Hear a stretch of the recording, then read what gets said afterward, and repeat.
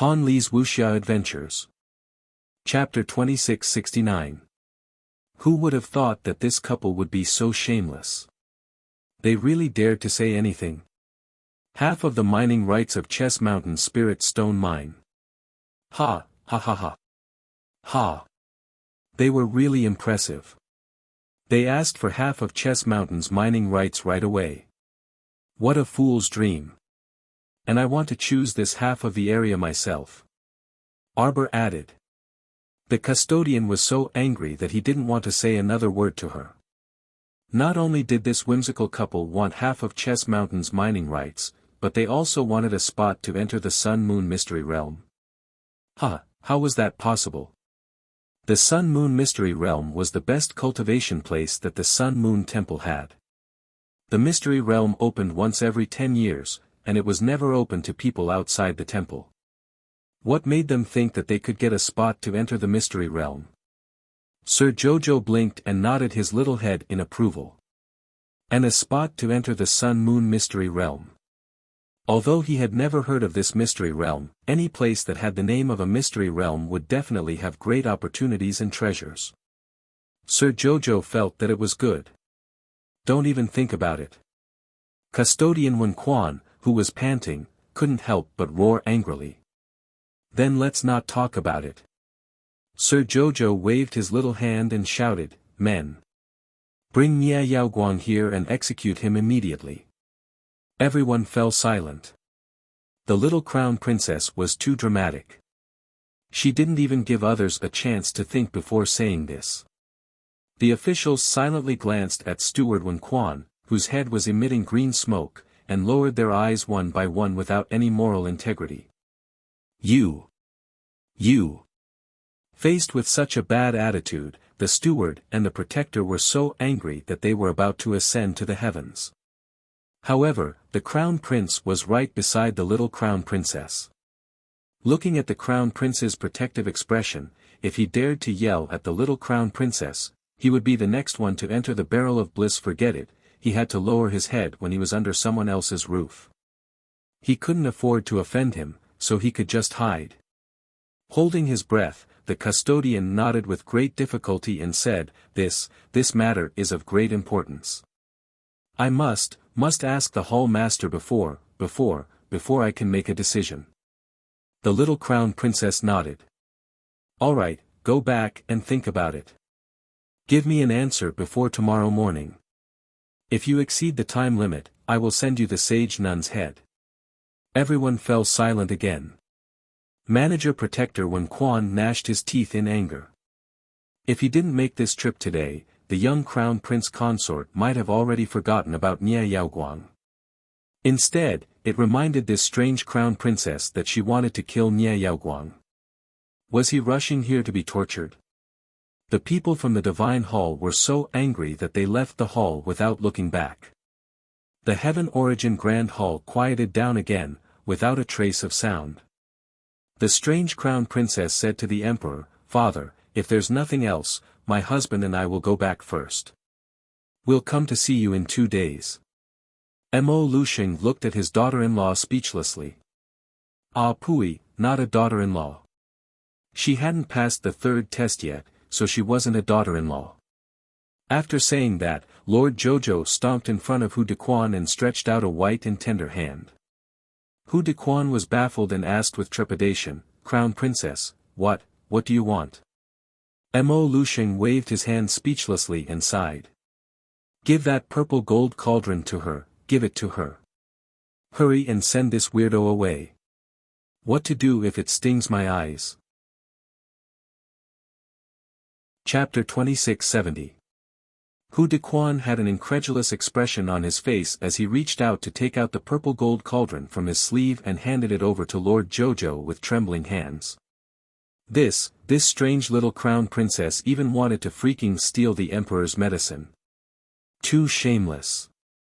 Her shamelessness knows no bounds. Mo Lien lowered his eyes as the corners of his mouth twitched imperceptibly. He thought that Imperial Father must be on the verge of a mental breakdown right now. However, Lord Jojo must have her own reasons for doing this. He definitely had to support his little wife. Arbor received the purple gold cauldron from Hu Dequan with a serious expression. Seeing Hu Dequan's trembling appearance, he couldn't help but frown. I won't eat you, what are you trembling for? All the officials in the hall looked up at the sky, speechless. Was Eunuch Hu trembling in fear? This strange little crown princess, can't you tell that she's trembling in anger? Arbor took out a small white porcelain bottle from his pocket and tossed it to Hu Dequan. 1 pill every 3 days. Don't overdo it. After saying that, he didn't care whether the dazed Hu Dequan understood or not. He directly turned around and stomped back to the crown prince's side. The crown prince beamed as he held her little hand and waved at Hu Dequan. Remember the crown princess words. Give it to imperial father. Then, the young couple walked out of the hall hand in hand. When they passed by the king of Giant Pain, they didn't forget to turn to glance at him and say, Imperial uncle, remember to pay your debts. Our eunuch Chen is out collecting debts every day. It's very tiring. You must all be more aware and don't give us trouble. Imperial uncle, did you hear what my wife said? The deadline is almost up. Remember to quickly prepare it and send it over. Don't make everyone look bad. Strange, why did the king of Giant Pain suddenly tremble as well? The young couple looked at each other and walked out while muttering. Husband, the people in the hall are always trembling. I think it's because they're weak and can't sleep at night, causing some neurological disorders. Mo Lian's mouth twitched. Do you have medicine? I'll fucking cure your sister. The ministers cursed in their hearts in anger. Was his body weak? This weird couple, they were just angry, okay. It wasn't until the two of them left that the palace regained a bit of life. The right Prime Minister Gao, glanced at the Prince of Giant Pain, who was standing beside him, trembling with anger. The corner of his mouth twitched as he comforted, Your Highness, don't be angry, don't be angry. The little crown princess is still young. Children don't know any better. Don't be angry, don't be angry. Jojo's section break, Taiji Palace of Phoenix Emperor City. As Duanyu flipped through the invitation letter in his hand, his gaze landed on a certain heir sitting across from him, who was leisurely sipping tea from a cup. You're going too? Prince Qing put down his cup and nodded. Must I go? The crown prince of King Qing nodded again. Yes. What's the point? Yes. Rong Qing gave him a clear answer. When the 3 provinces gather, the winds and clouds change. Whoever obtains first place on the heavenly prime roll will be able to obtain large amounts of resources and benefits for the province they belong to. This is a checkpoint to test each prince's ability. So, the crown prince and the second prince also have to go. Rong Qing shook her head. Those who weren't chosen naturally can't go. Duanyu nodded, and his eyes brightened. They will also go. Rong Qing looked at him in confusion. Chapter 2671. Members of the Divine Province's Imperial Family. As long as they are talented enough, they will be invited. That bastard will definitely be invited, Duanyu murmured with certainty. If he is invited, the little fellow will definitely go as well. Rong Qing glanced at His Highness. Are you talking about the Crown Princess of the Divine Province? If the Crown Princess cultivation isn't high and she doesn't have any special skills, she probably won't be invited. Duanyu glared daggers at Rong Qing like he was looking at an idiot, but the latter was baffled. Go ask around and see if they are going or not. To say that his Jojo's cultivation isn't high, pooh. Rong Qing was instantly speechless. You aren't trying to say that if those 2 from the Divine Province aren't going, you won't go either? Duanyu nodded. That's right. His matter-of-fact attitude was simply baffling. Rong Qing glanced at the willful His Highness the 4th Prince helplessly and obediently went out to ask around. On the other side, Arbor and the Crown Prince boarded the return carriage and squeezed to the Crown Prince's side. She looked at him curiously and asked, Is there some great treasure in the Sun-Moon mystic realm? The Crown Prince couldn't help but chuckle. I heard that there is a pair of very powerful weapons that have been passed down for several millennia.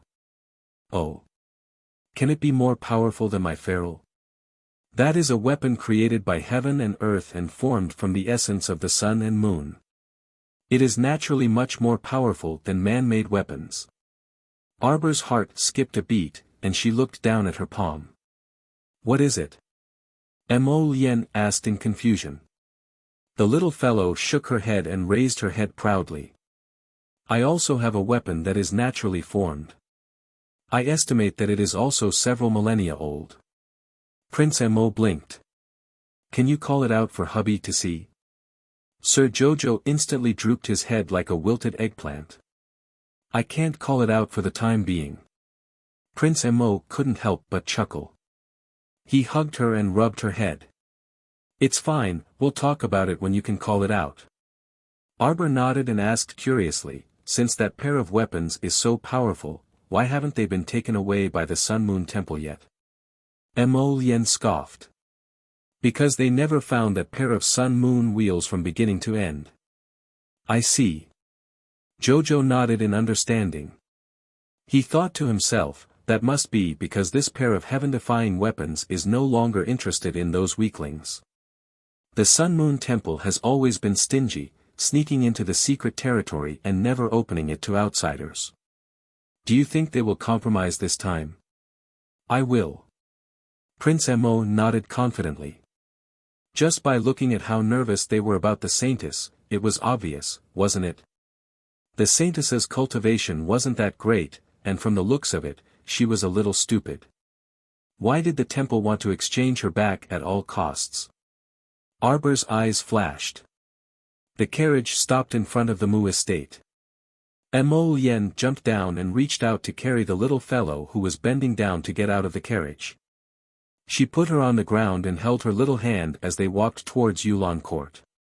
Along the way, they were naturally secretly watched by others. But no one dared to say much. When they occasionally saw them, they all obediently bowed to the two. The two walked hand in hand as usual, but in the eyes of others, it was definitely the Crown Princess pulling the Crown Prince everywhere to show off to the Mu family.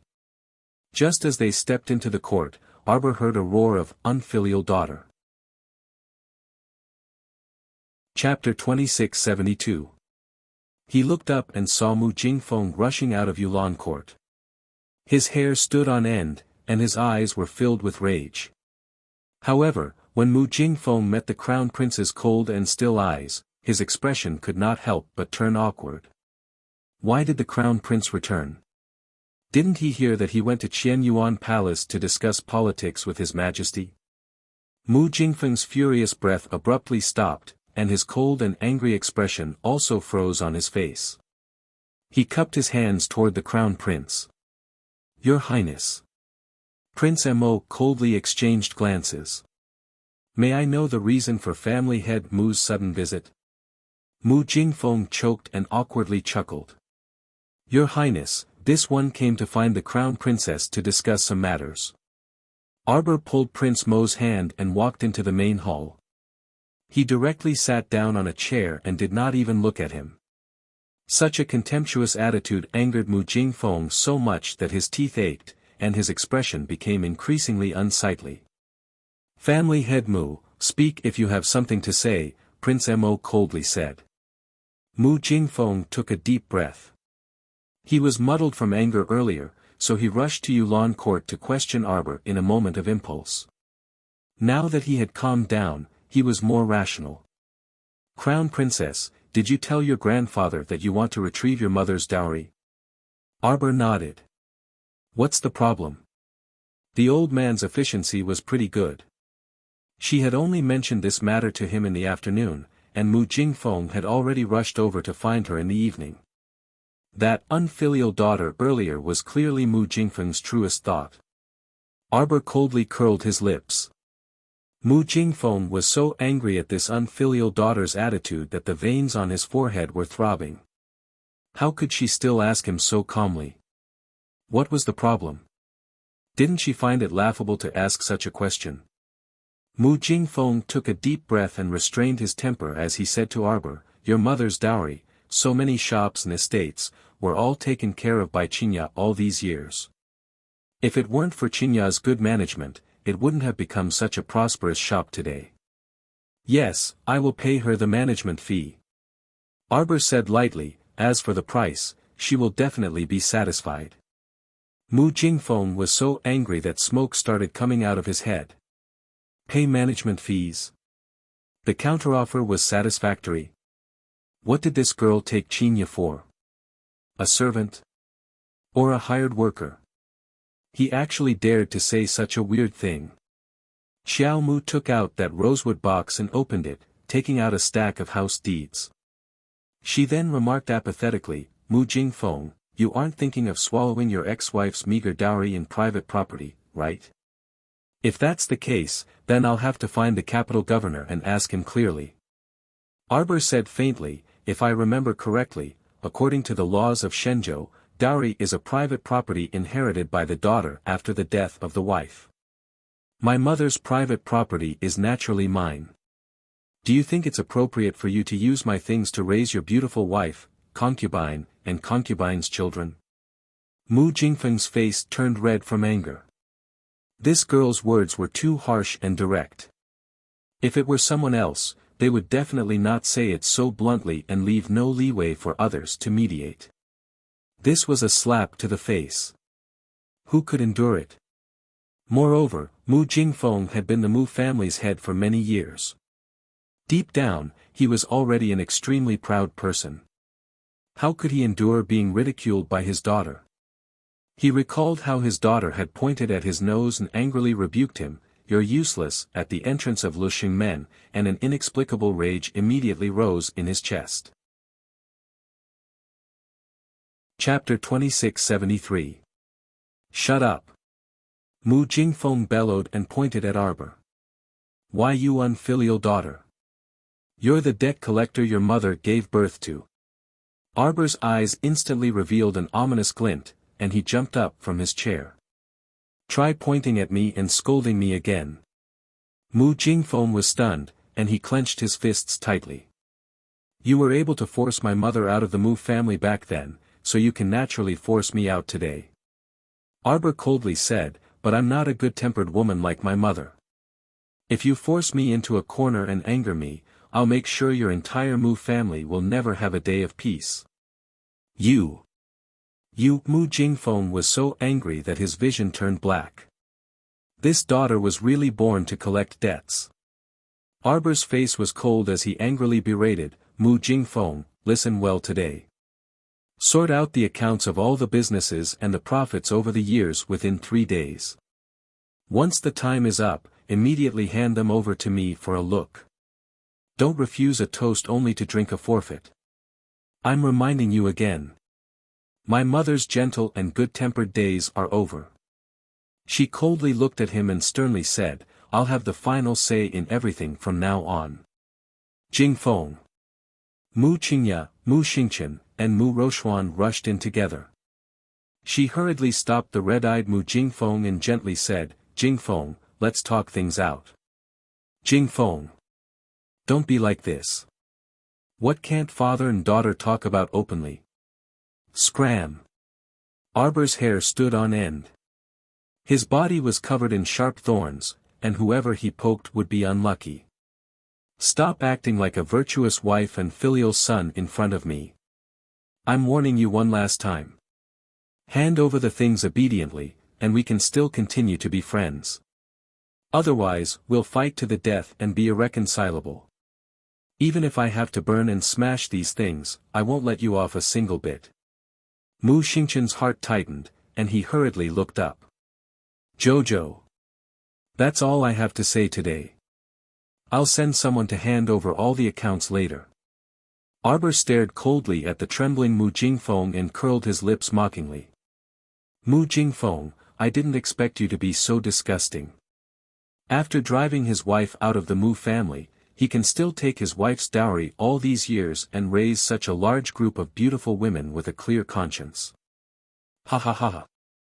Although Arbor was smiling, the disdain in his eyes was as clear as day, and not a ripple could be seen on his stoic face. In this world, if you claim to be number 2 in shamelessness, no one would dare to claim to be number 1. Jojo. Mu Xingchen was in disbelief. He didn't expect his younger sister to insult her biological father like that. Mu Jingfeng was also so angry that he was completely speechless. Vicious, this daughter of his was simply vicious to the extreme. If it weren't for Mu Qingya's diligent management, would the shop and manor have been so prosperous and profitable year after year? When he thought of that woman who was as indifferent as the wind and as cold as snow, Mu Jingfeng felt irritated. He actually still couldn't forget that pair of eyes even now. Jojo, what did you mean by what you said earlier? What did he mean by driving his wife out of the Mu family? Mu Xingchen was puzzled.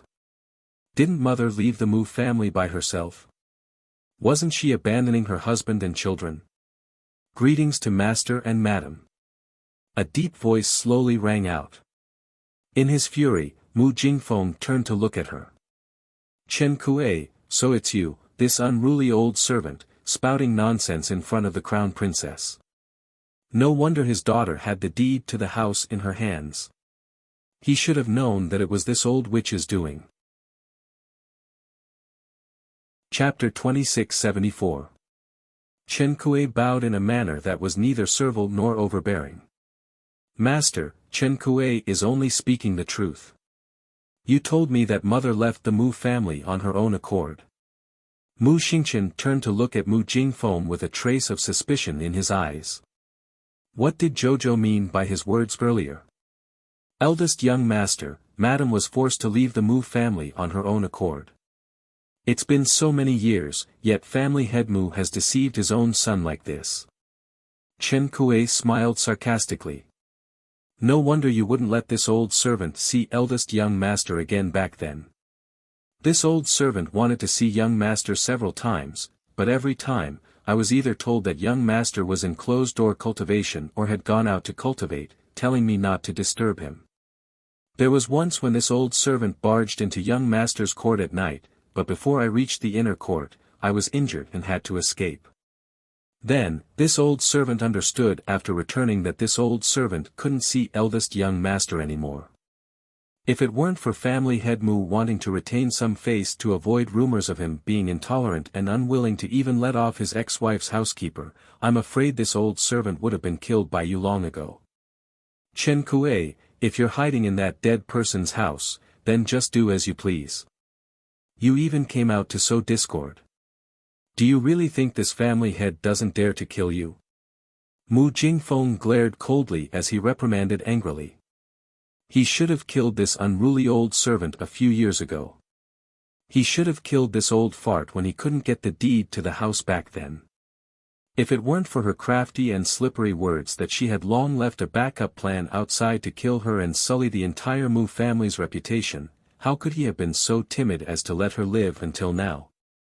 Reputation was very important to him. He was the Mu family's family head in the eyes of the world, the pillar of the entire Mu family. He could not fall. Family head Mu, if you want to show off, then return to your own court. You can forget about it at my place. The girl bluntly ordered him to leave. Prepare everything. When the 3 days are up, I'll personally bring people to receive it. Don't be so shameless. When the time comes, I'll make you suffer the consequences. You. Mu Jingfeng was so angry that his head was about to explode. With a fling of his sleeves, he walked out of the courtyard. Good. He really had a good daughter. Mu Qingya looked at Jojo with a complicated expression, sighed, and hurried out. Mu Xingchen, on the other hand, seemed to have lost his soul. Arbor, on the other hand, did not want to pay any attention to him. Take care of his feelings. Stop joking around. He was already an adult, but he didn't have any sense of judgment at all. He was simply a pig's head. Xiao Mu did not know that right now, she was being mischievous because she expected better from him. How could the crown prince not understand? He stepped forward and held her hand to comfort her. Can you find a group of people who can do accounting? The Crown Prince nodded and patted her head. Don't worry, leave this to me. Arbor nodded. She decided to settle the score with Mu Jingfeng. Before the two of them could continue speaking, they saw Hui Feng enter with a grin and report, "Master, the people from the temple have agreed to the conditions and delivered the contract for Chess Mountain Spirit Stone Mine, as well as 2 blank jade tablets for entering and exiting the mystic realm."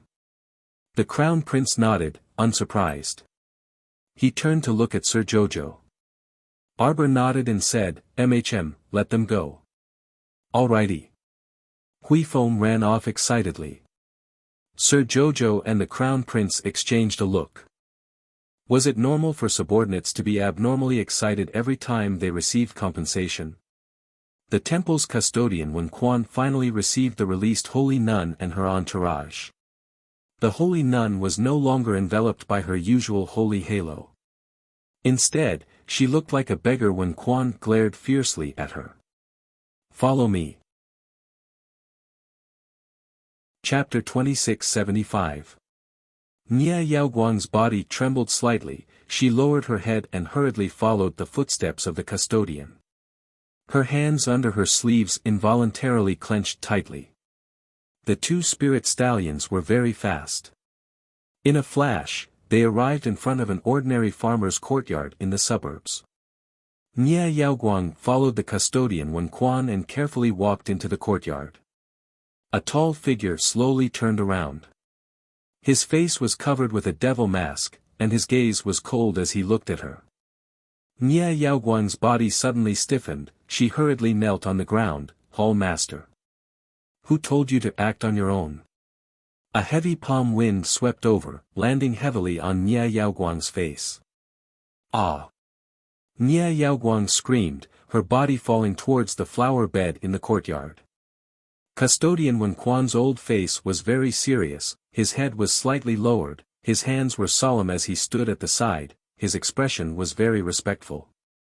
Nia Yaoguang reacted, hurriedly crawling forward, her hair was disheveled as she awkwardly crawled to the devil-masked man's feet, repeatedly kowtowing and begging for mercy. Hall Master, I know I was wrong, Hall Master.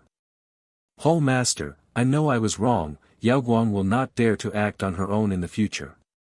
The devil-masked Hall Master whose leg was being hugged by Nia Yaoguang coldly looked down at the woman, suddenly kicking her out. "If not for the fact that you still have some use, do you think that Master would use so many resources to exchange for you?" Yaoguang knows. Nia Yaoguang begged on the ground, tears streaming down her face, she regretted her past actions. "After this incident, I hope you can grow a brain in the future." The devil-masked man coldly stared at Nia Yaoguang, suddenly saying lightly, "Stretch out your hand." "Yes." Nia Yaoguang hurriedly rolled up her sleeves, revealing a section of charred skin. The devil-masked man stared at her arm and frowned, but still stretched out his finger to feel her pulse. In less than a minute, he retracted his hand, the devil-masked man casually threw her a pill. "After eating, the lightning injury on your body will recover about 60%. "Thank you, Hall Master." Nia Yaoguang stretched out her trembling hand, took the pill from the devil-masked man, and hurriedly swallowed it. The injury on her body was indeed gradually recovering at a speed visible to the naked eye. The devil-masked man glanced at her indifferently. "You may leave." "Yes. This subordinate will take his leave." After Nia Yaoguang got up, he hurriedly tidied up his messy hair, bowed, and left in a hurry. Wen Quan took a step forward and whispered to the devil-masked man, "Hall Master Gong. Her body isn't affected, right?" The devil-masked man smiled coldly, "Fortunately, her roots are not damaged. In the future, watch her carefully and don't let her do stupid things again." "Yes." Wen Quan said in a deep voice, "This subordinate has failed in his duty." The devil-masked man waved his hand and said, "Master still values this experimental subject very much. Stay in the capital and be careful." "Yes. Don't act rashly for now." The man in the devil mask said coldly, "Also, warn Nia Yaoguang to behave and not provoke some people that she can't deal with. Yes, this subordinate understands. This subordinate will definitely keep a close eye on the saintess. Wen Quan muttered with a taut face. When he raised his head again, Hall Master Gong was already nowhere to be seen. A small pitch-black bottle wrapped in a gust of wind fell into Wen Quan's hand. A faint cold voice came from the air, "Continue to give this medicine to Nia Yaoguang." Yes.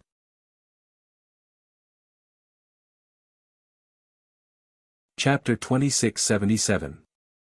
If he had known earlier, he wouldn't have told him that the little crown princess didn't receive an invitation. He was still to blame for being too straightforward.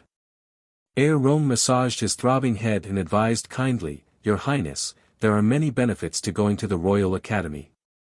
Other people can't even beg for it."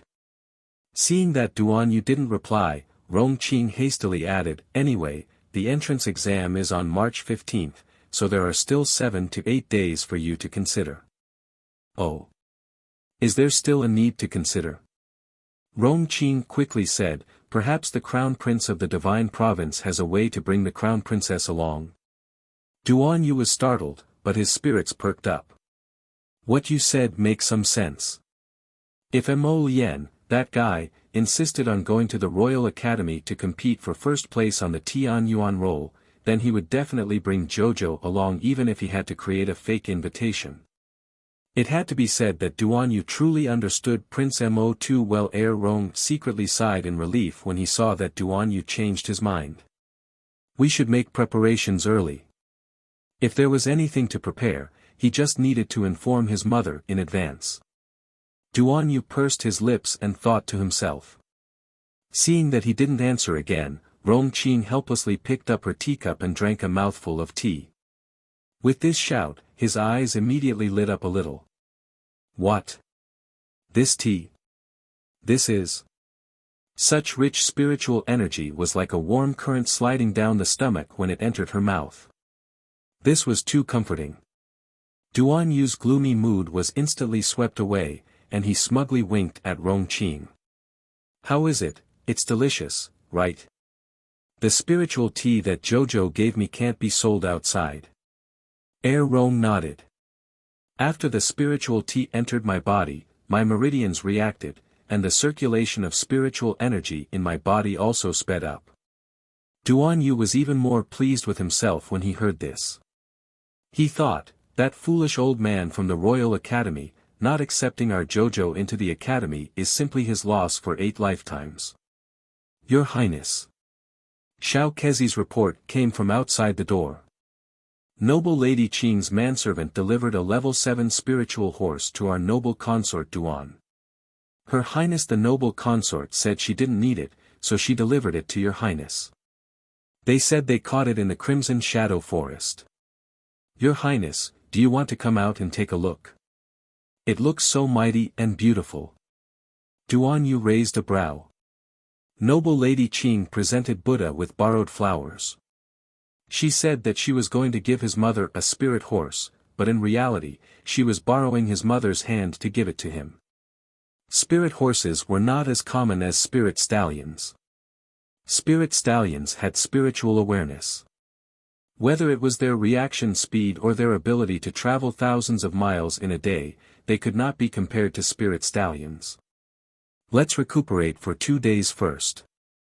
I'll go take a look when I'm free. Yes, Your Highness. Xiao Kuzi retreated. Rong Qing could not help but raise her eyebrows. This new noble Lady Qing is a smart person. Duan Yu curled his lips.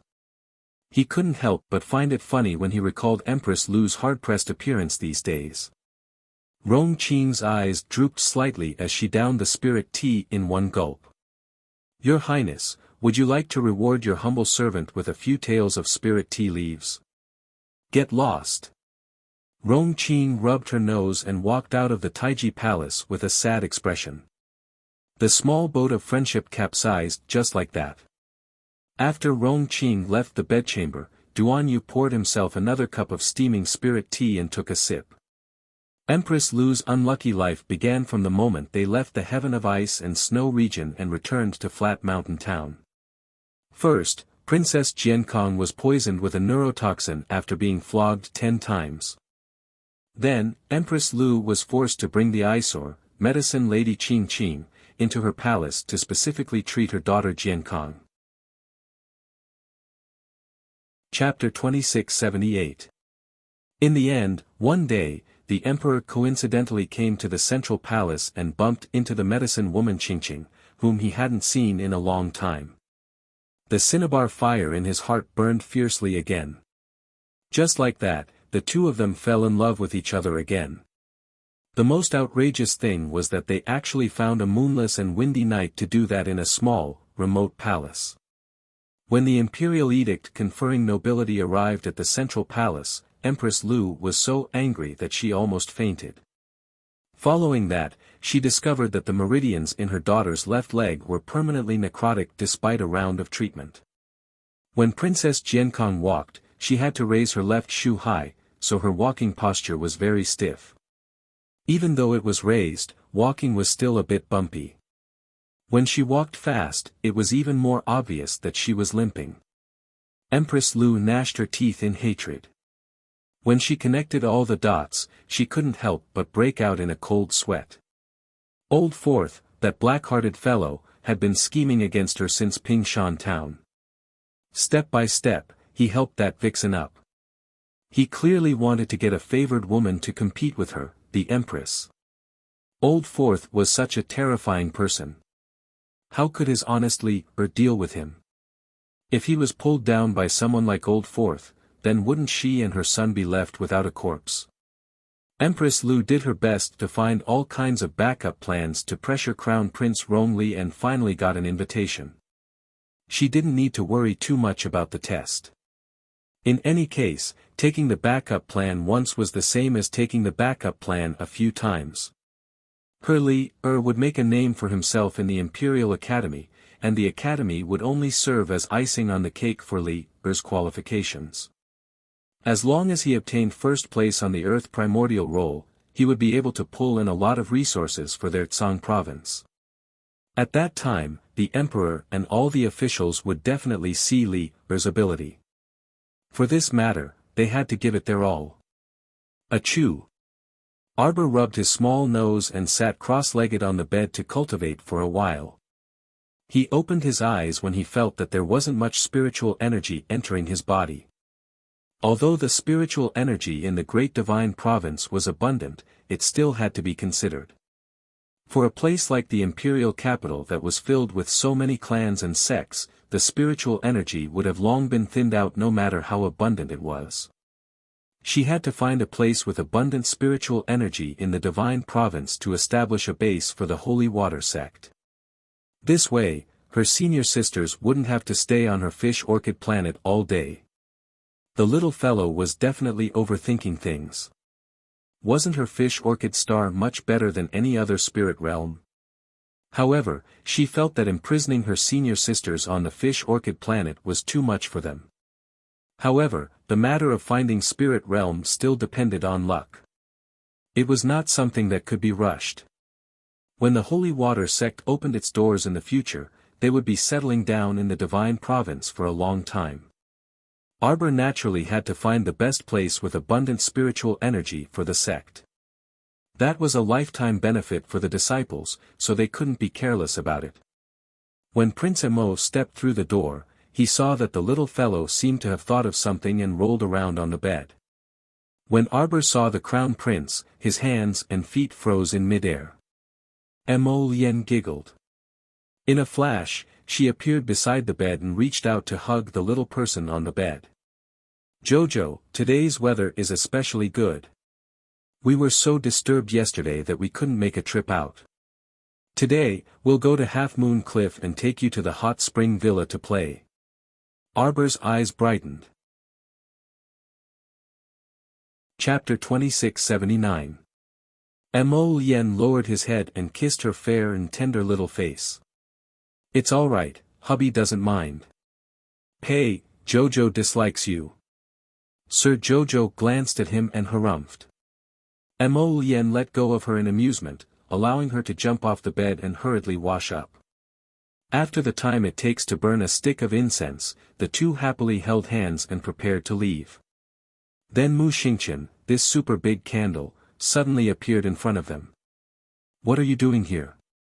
His Highness the Crown Prince stared at his brother-in-law in displeasure.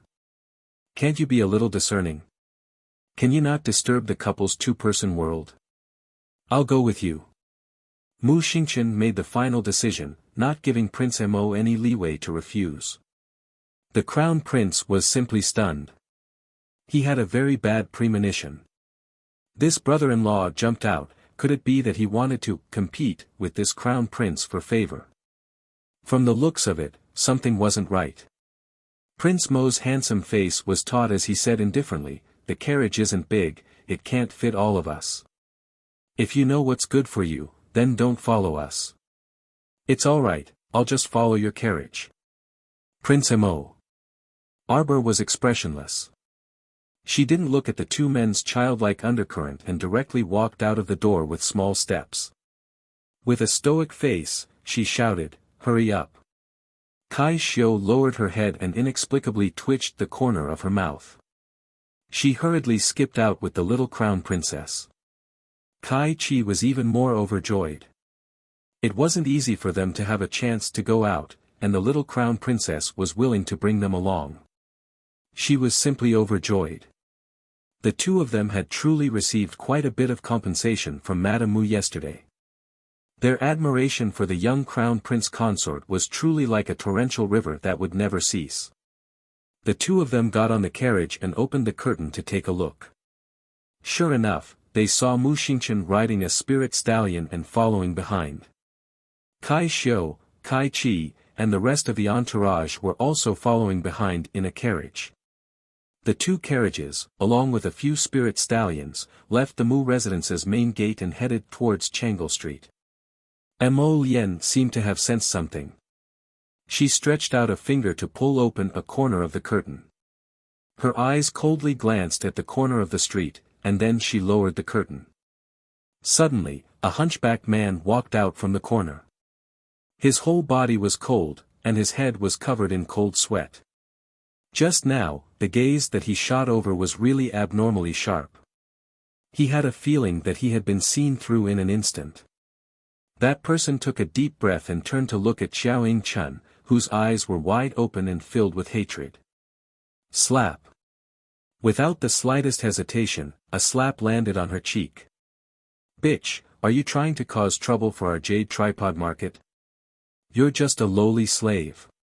What kind of relationship do you have with a big family like the Mu family?" It's true, it's true." Xiaoying Chun was shocked. She knew that this hunchbacked elder was already suspicious. But she couldn't bear to see Arbor living a comfortable life. She was already so miserable, so how could this main culprit be able to live a carefree life? Even if she had to use her last breath, she would drag her down from above. It would be best if she ended up in the same state as her, falling into a pile of mud. But was that possible? Xiaoying Chun now felt especially helpless and panicked. With her status, she couldn't even get close to Arbor. "Come back with me." The old man wasn't a fool. He saw many things in Xiaoying Chun's eyes, and his suspicions about her deepened. This woman probably wanted to drag their jade tripod market down with her because she couldn't take revenge on others. Chapter 2680. Xiaoying Chun instantly became anxious. She struggled and shouted, "Old Man Li, I think you're scared." Old Man Li's eyes flashed, and he sneered, "You don't need to provoke me. Yin Yang is someone who does big business. We won't get involved in this kind of unnecessary trouble." After saying that, he grabbed Xiaoying Chun's clothes by her chest and lifted her up like a chick. He then turned around and ran towards Amusement Alley. She absolutely couldn't get involved in this matter. Otherwise, there would be endless trouble. Not a single word this bitch said was true. How could she make decisions for her own sister? Don't be ridiculous. The carriage came from the Mu residence. What did the young miss of a large aristocratic family have to do with her? How could she make decisions? Ha! Xiao Chun struggled and shouted, "Old Manly, you have to believe me about this matter today. That girl in the carriage just now is indeed my sister." Slap. A slap blocked Xiao Chun's mouth. Old Manly carried her back to Amusement Alley with a vicious expression and threw her in front of Sun Yang's middle-aged Yin Yang. After the matter was explained, Yin Yang was silent for a long time. Then she said to Old Manly, "Throw her into the pink house. I don't want to see this woman again in the future." "Yes." The old man cupped his hands and picked up Xiao Chun, who was struggling on the verge of death. Xiao Chun screamed with a face full of panic, "No, no. Yin Yang, older sister Yin Yang, I really didn't lie to you. Yin Yang picked up a cup of tea and coldly glanced at Xiao Chun. Treating people like fools. She originally thought that the girl Xiao Chun wanted to sell was like her, a country bumpkin with no background. Who knew that person actually came from the Mu residence? A girl who could come from the Mu residence, even if she was a little servant girl, wasn't someone they could casually touch. They had to avoid attracting a fishy smell for no reason. Yin Yang subconsciously touched the mole at the corner of her mouth. She glanced indifferently at Xiao Chun, who was still shrieking after being dragged out, and snorted. "Little girl, you still want to trick this old lady into your trap?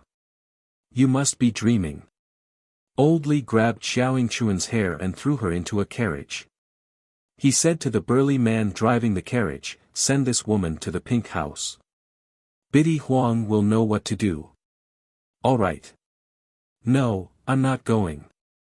I'm not going to that whatever pink brothel." Xiao Chun screamed shrilly as she pounded on the carriage, wanting to climb out. The coachman lashed out with his whip and pulled the woman into the carriage. With a shout, the coachman drove the carriage away from the amusement alley and headed for the flowery Willow Street next door. Arbor had no idea that Xiao Chun had only appeared for a moment before disappearing again. At this moment, she was sitting in the carriage, hugging a jar of dried fruits as she complained to the Crown Prince, "We took a big detour to the Heavenly Ice region, and now we're at the capital. I didn't expect that Zhou Huan, Qi Hua, and the others would arrive the day after tomorrow. They're really slow on foot." Prince Mo said in amusement, "They're not as fast as 7th Yen on foot." "Humph," the little girl snorted noncommittally.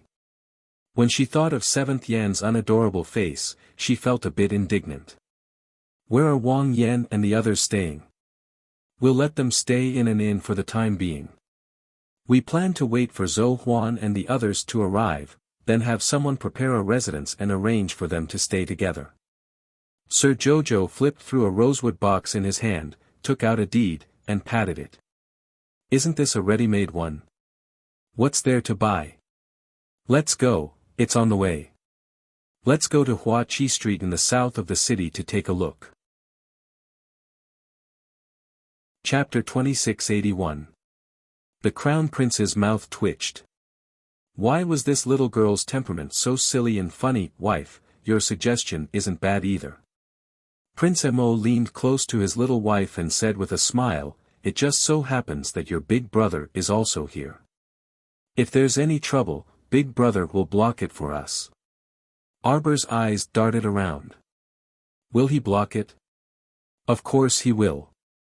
If it weren't for the fact that this brother-in-law was so miserable, he wouldn't put in a good word for him. Fortunately, although this brother-in-law's brain wasn't very bright, his feelings for Jojo could be considered sincere. Prince Mo was naturally delighted that there was another person who doted on his little Jojo. Moreover, the little fellow's feelings toward this big brother were very complicated, but it was mostly anger rather than dislike. She was also a little thing who couldn't swallow her pride, so she definitely wouldn't explain anything to Mu Xingqian. She usually wore a cold face, so if one didn't know her well, they really would be scared off by her stoic little face.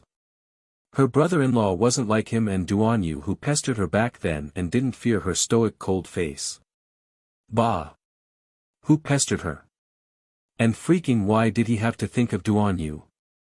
Hurry and scram. Mo Yen gathered her thoughts and asked worriedly after some thought, Jojo, if you reconcile with Big Brother in the future, am I more important or is Big Brother more important? You're more important. Sir Jojo gave an affirmative answer without hesitation. Prince Mo was instantly overjoyed. Alright, since this crown prince is still number one, forget it. I'll help you if I can, brother-in-law. If Sir Jojo had hesitated for a second earlier, his brother-in-law's situation would have become even more dangerous with Prince Mo's black-bellied temperament. He definitely wouldn't smooth things over for the siblings. It was already good enough that he didn't stab his brother-in-law in the back. Mo Yen informed the carriage driver driving the carriage outside, and the carriage circled around from the side. Because Hua Chi Street in the south of the city was also a well-known street with many shops, the coachman was very familiar with the road. Taking a shortcut, he found the house in less than half an incense stick's time. Arbor looked at it and was quite satisfied. The area of the house was quite large. There were 3 rooms in the east and west, and 2 large courtyards in the north and south. There was still an empty space at the back that could be expanded. It was also possible to build a few more rows of rooms in the future. When Arbor jumped down from the carriage, Mu Xingchen also dismounted. He hurriedly followed him and asked, Jojo, where is this place? Arbor patted the deed in his hand. Mine.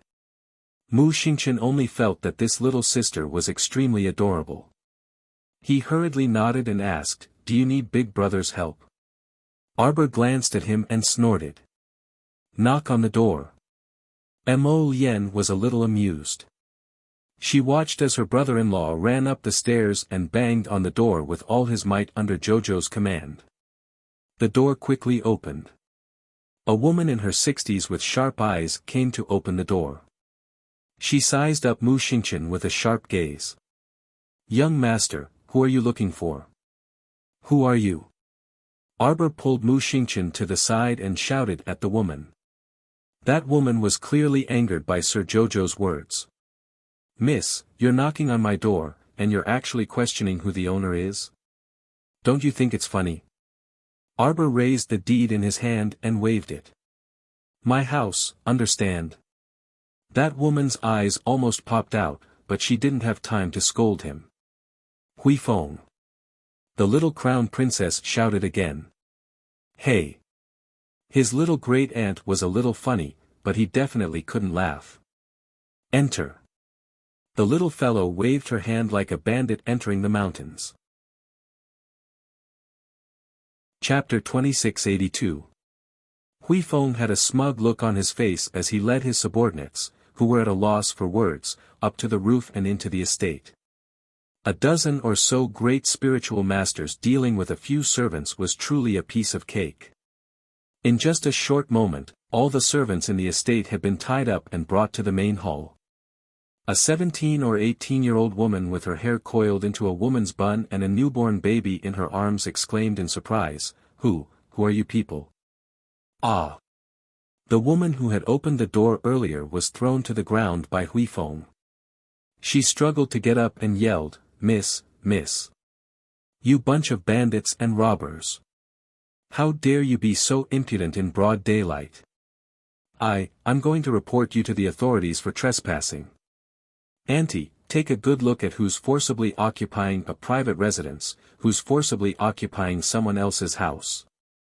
Arbor gestured at the title deed in his hand and snorted before turning to look at Mu Xingchen. Do you see?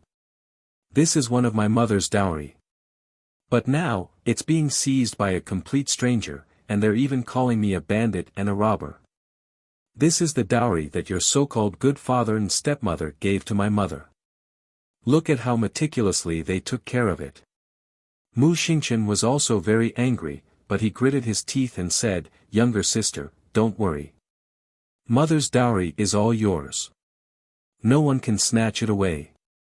The little fellow snorted, her little face tensed up in anger. Mo Yen walked up and took her little hand to pinch her fuming little face. Do you want me to call the capital governor over? Arbor shook his head. He could take care of these trivial matters himself. Why bother others? Mu Xingqian had harbored misgivings about his father since the incident in Magnolia Court, so a trace of disappointment hung on his face. His cold, electric eyes stared at the 17 or 18-year-old woman before his gaze landed on the child in her arms. His thoughts turned, and he already somewhat understood the situation. However, he still took a step forward and berated, "Who exactly are you people? Why are you living in someone else's estate without permission?" The old woman was furious. She angrily shouted at Mu Xingqian, "Who the hell are you? You came to someone else's house and scolded us loudly and even injured us. When our master comes back, he will definitely skin you alive." Mu Xingqian's eyes seemed to be able to quench poison as he stared at the old woman and asked, "Who is your master? I'll scare you to death if I tell you. My master is the current head of the Mu family." Darling Qiao was dumbfounded. She didn't have a keen sense of touch when it came to such matters. Mu Xingqian could instantly sense it, but Darling Qiao didn't even think about it.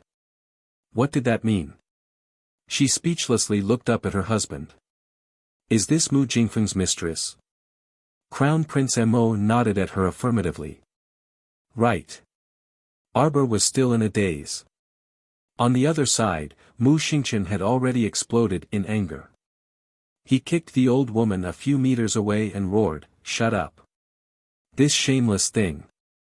How could she be the daughter of a good family if she could be an outsider's mistress without any status?"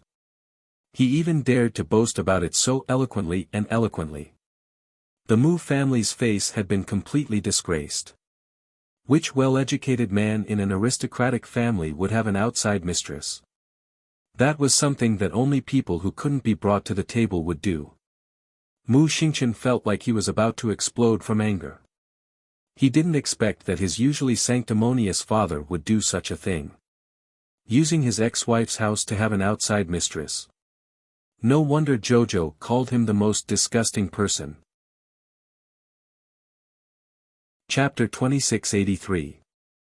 Guards, Mu Xingqian growled decisively. Two Mu family shadow guards immediately floated in and stood in front of Mu Xingqian, not daring to even breathe loudly. "Tie them up and send them to Madam." "Yes." The two shadow guards didn't dare to say another word. They went up and picked up the old woman and the young woman carrying the child, then left quickly with a whoosh. "Jojo, Big Brother will get someone to renovate this house for you. It will take about 5 to 6 days. You can see what you want to do with it then." Xiao Mu nodded her small head, accepting Mu Xingqian's goodwill. "Do you feel uncomfortable?" She could feel the low pressure around him. Her father had been lying to her for so many years, and the things he had done were exposed by his children. It was really embarrassing. Mu Xingqian felt a little bitter, but he still forced a smile. "Big Brother is fine. Jojo, Big Brother has been muddle-headed all these years. I didn't know you had it so hard in the lower star domain. It's not that hard for me." Arbor thought that she had never wronged herself in this life. She should make this clear to the man in front of her, lest he feel even worse. Mu Xingqian was stunned, and he couldn't help but find it funny. He wanted to reach out and pat his sister's head, but he didn't dare to do so without her permission. He looked at her carefully and said, "Jojo, Big Brother can't make up for what happened in the past. But let Big Brother take good care of you in the future, okay?" Mo Lien hurriedly pulled his little wife to his side and looked at Mu Xingqian warily. As expected, his intuition was very reliable. This brother-in-law was here to fight with him. Pet. Of. Arbor looked at Mu Xingqian and didn't say anything for a long time. "Do you know about the Long family in the Sea of Forgetfulness?" Mu Xingqian was stunned, then nodded. No matter how stupid he was, he knew about his maternal family. More than 10 years ago, the capital's Long family joined forces with the Gu family and others to rob their family of resources. "Do you know about this?" Mu Xingqian quickly shook his head. "Be smarter in the future. Arbor couldn't help but yell at him, "Don't be silly all the time. You believe everything people say." Back then, my mother gathered a group of people to fight against the imperial capital's Long clan. Mu Jingfeng, that good-for-nothing, was worried that mother would implicate the Mu family, so he and a group of tortoise bastard elders forced her to scram. "He won't tell you about this at all." Mu Xingqian clenched his fists tightly. That was not what his father had told him. He must have told you that mother abandoned her husband and children and left the Mu family for some trivial matters. Arbor sneered. "Have you never doubted it?" Mu Xingqian was speechless. At that time, he was still very young. When he heard his father say this, a thorn was buried in his heart. When he grew up, this thorn finally took root and sprouted, growing stronger and stronger. Now that he thought about it, he had believed that his mother had abandoned him without any evidence. He was so stupid that it was laughable. Jojo was right. "Jojo, Big Brother knows his mistake. Are you willing to give Big Brother a chance to take care of you?" Mu Xingqian asked softly as he looked at Arbor with bright eyes. "It's fine as long as I take care of Jojo." Mo Lien hurriedly followed up. "Big Brother, you do what you need to do. If you're free, just come and watch Jojo." Chapter 2684. Mu Xingqian turned to look at Mo Lien. Suddenly, he felt a little annoyed and inexplicably wanted to stare daggers at His Highness the Crown Prince. The Crown Prince looked at his brother-in-law with an innocent face. "Jojo, Big Brother is glaring at me." Mu Xingqian's daggers became sharper. Arbor looked at the two speechlessly. Hubby was so pitiful. He was always disliked by others. It must be because he was handsome. Arbor ignored the two and jumped into the carriage. He said to the coachman, "Uncle, let's go to Half Moon Cliff." Mo Lien did not get into the carriage. She smiled at Sir Jojo and said, "Wife, I want to say a few words to Big Brother." Xiao Mu made an "oh" sound and glanced at the two men curiously. Then, she nonchalantly tossed aside the curtain and rolled into the carriage to continue eating her snacks. Mo Lien took out a spirit stallion and rode with Mu Xingqian for a while. The two exchanged daggers with each other for a while. Mu Xingqian was somewhat defeated. He stared at his brother-in-law and asked, "What do you want to say to me?" "Jojo is a meticulous and sensitive person. You can't do this. You have to be thick-skinned. Pester her. You have to show her how good you are to her. Let her feel that you treat her sincerely. Do you understand?" Mo Lien looked at his brother-in-law strangely. Why was his brother-in-law's face getting darker? "Brother-in-law, you have to work hard. Whether it's a friend or a relative, my wife isn't that easy to accept." Mu Xingqian's face was dark. He stared at Mo Lien and asked, "Is this how you tricked her? Pester her. Thick skin." Like the spring rain moisturizing things, it was subtle and silent, but it penetrated her life inch by inch. Right? Looking at your shameless face, I know you hit the nail on the head. This was completely based on experience. Mo Lien blinked and put on a serious face. "Brother-in-law, what are you talking about?" Seeing that he was so pitiful, he wanted to teach him a few tricks to take down the little fellow. "I didn't expect to be insulted by my brother-in-law." "Humph. Stop pretending." Mu Xingqian gritted his teeth. "Although you are the crown prince of the divine province, I will not let you off if you treat my sister badly." Mo Lien's expression immediately became serious. "Brother-in-law, don't worry. My feelings for my wife can be seen by the sun and the moon." Mu Xingqian rolled his eyes, but he couldn't help but reveal a faint smile. Did she really not suffer on Sikong planet? She didn't know before she was 7, Prince Mo complained with a distressed expression. She wasn't willing to tell me even when I asked her. However, after meeting me when I was 7 years old, don't worry, brother-in-law, I really didn't suffer much. You knew Jojo when she was 7 years old? Mu Xingchen couldn't help but exclaim. That's right.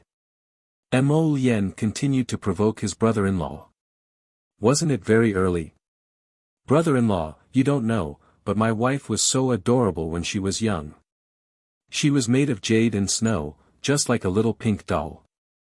TSK, you didn't see it. Thinking about it now, it's still memorable. Mo Lien sounded more and more smug as he spoke, and Hui Feng almost couldn't bear to continue listening. Your Highness, can you stop bragging? Back then, you weren't even liked by the Crown Princess.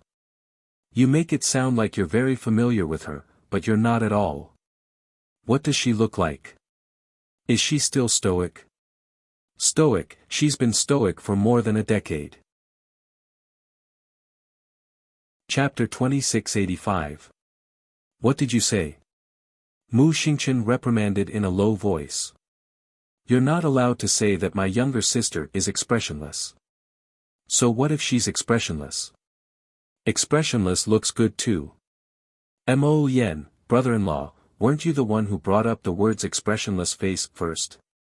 Huifeng's mouth twitched as he looked at Prince Mo and young Master Mu. Why were these two still chatting awkwardly? They were in two completely different worlds. I'll definitely treat younger sister well in the future. Mo Lien's eyes were tinged with a hint of a smile. She whipped the horse, and the horse galloped forward. Brother-in-law, just do as I teach you. I guarantee that my wife will change her opinion of you within a month. Mu Xingchen quickly waved his whip and chased after her. You don't need to tell me. I'll naturally use my own method to treat younger sister well.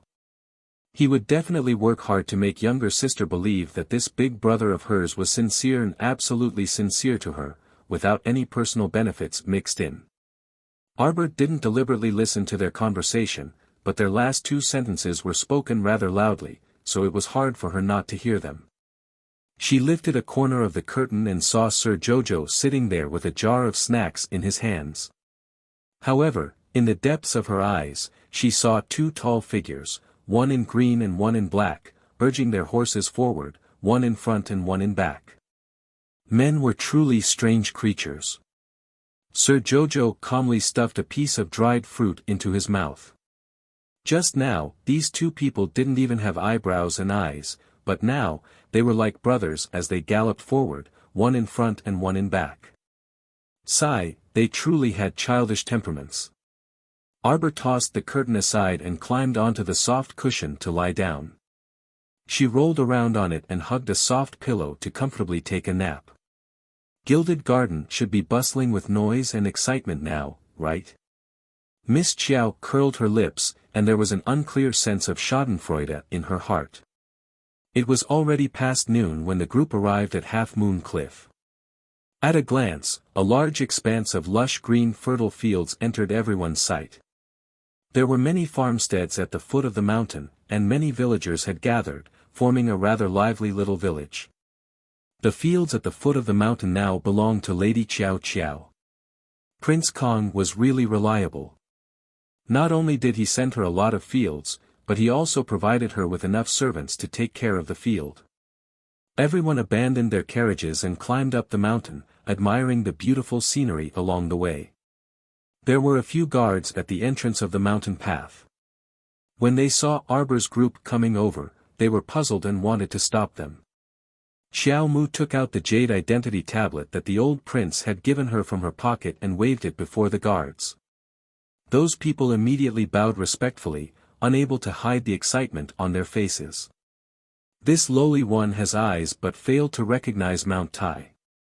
Greetings, Crown Prince, Crown Princess.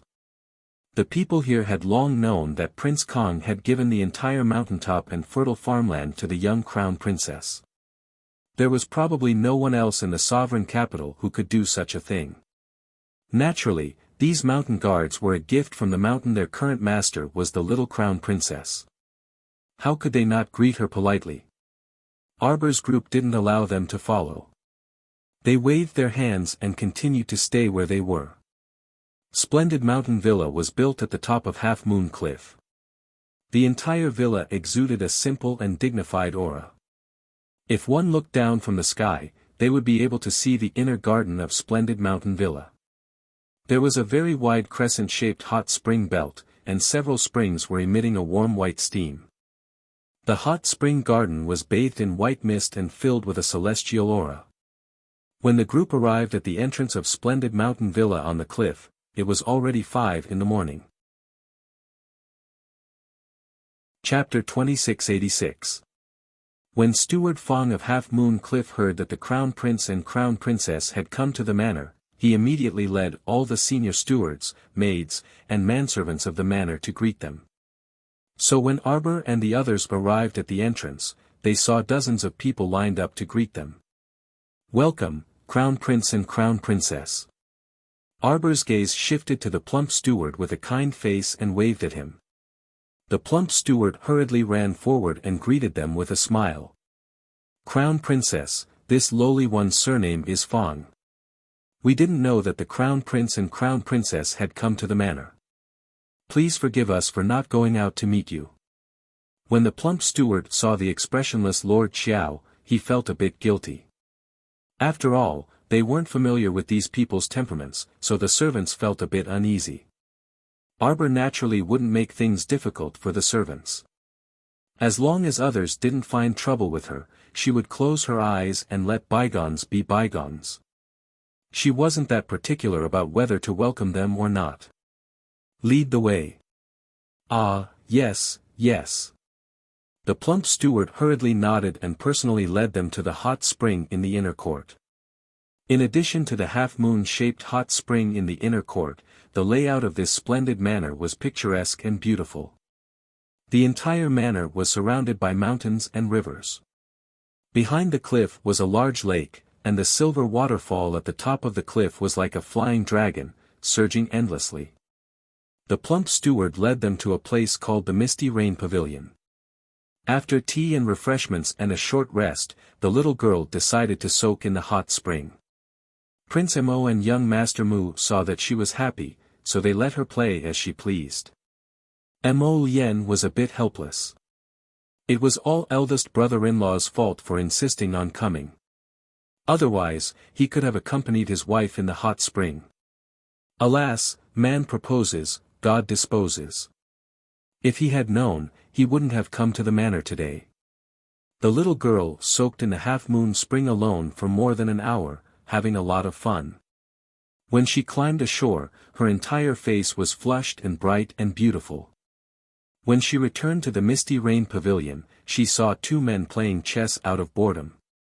The exchange of blows was like a smokeless battle, and the killing was already set.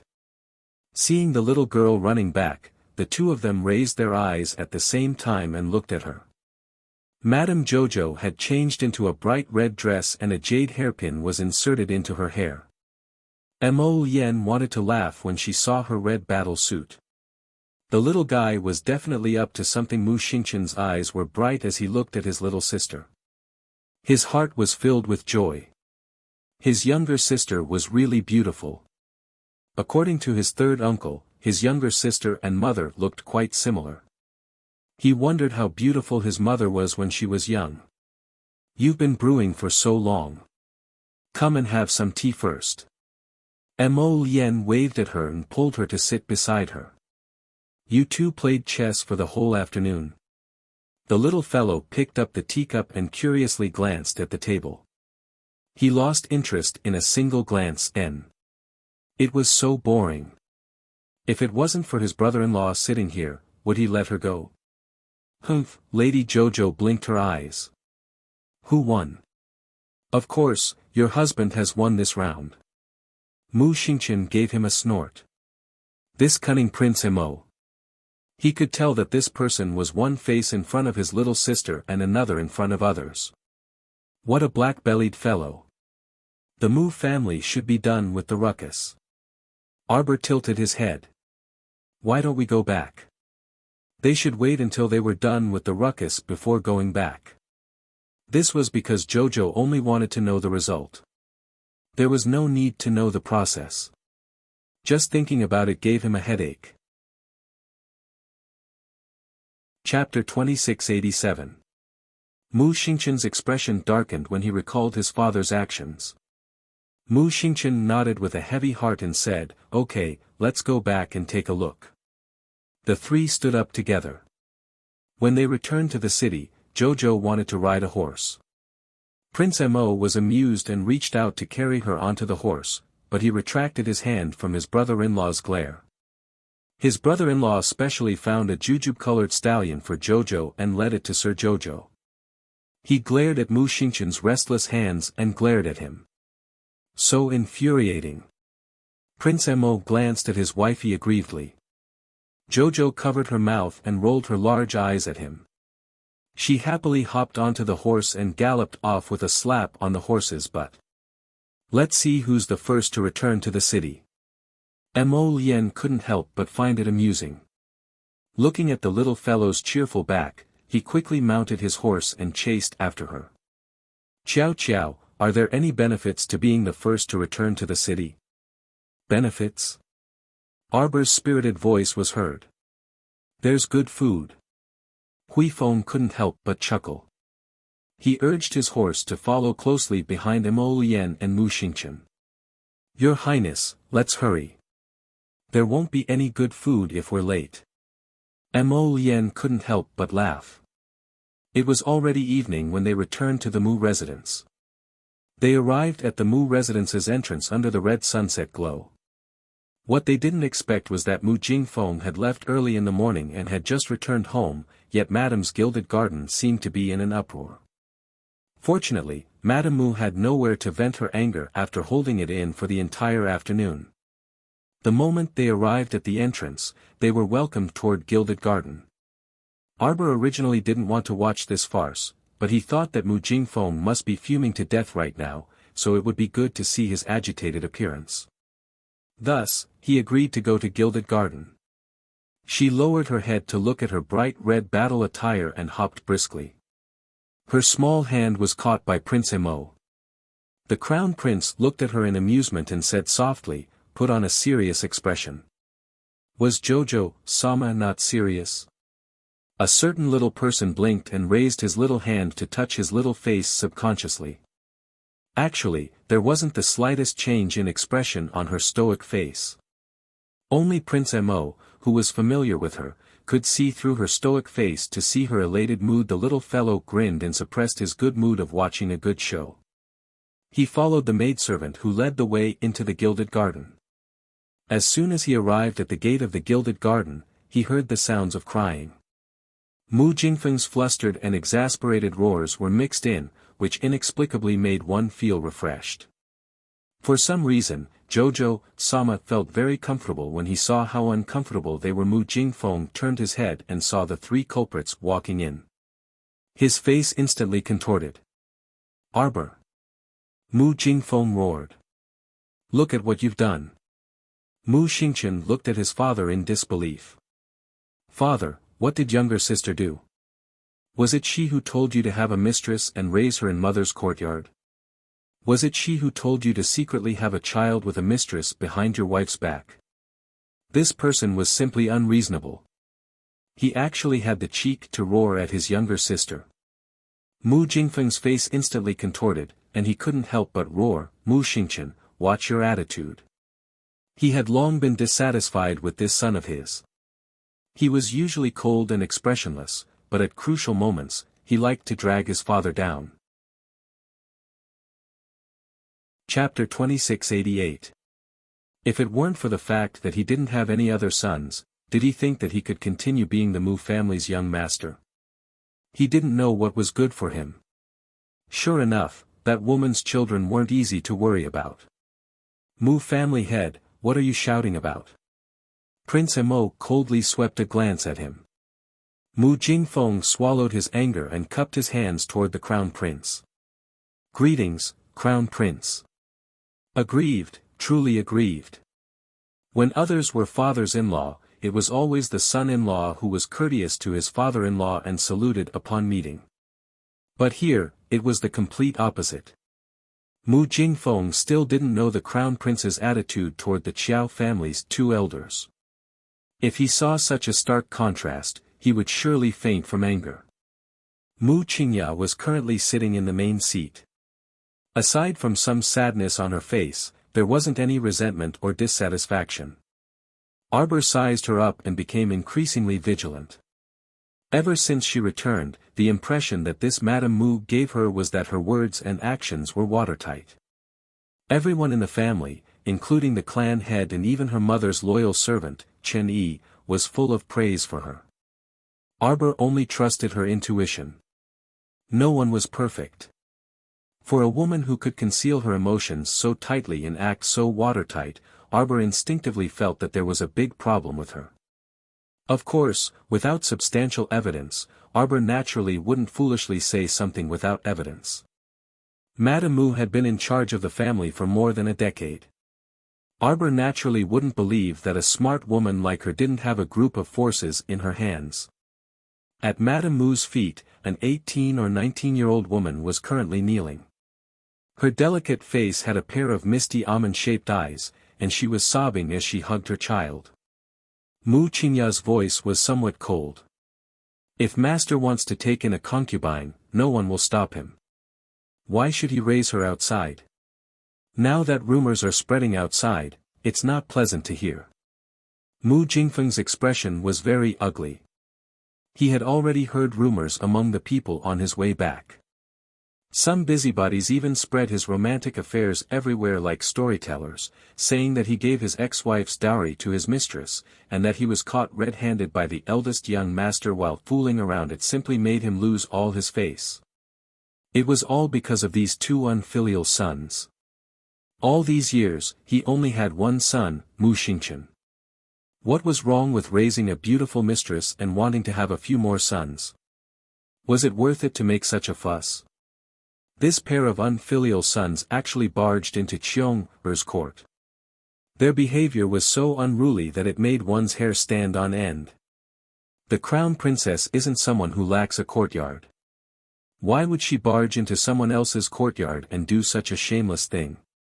This crown prince let people barge in. Father, don't blame little sister. I was the one who forced my way in.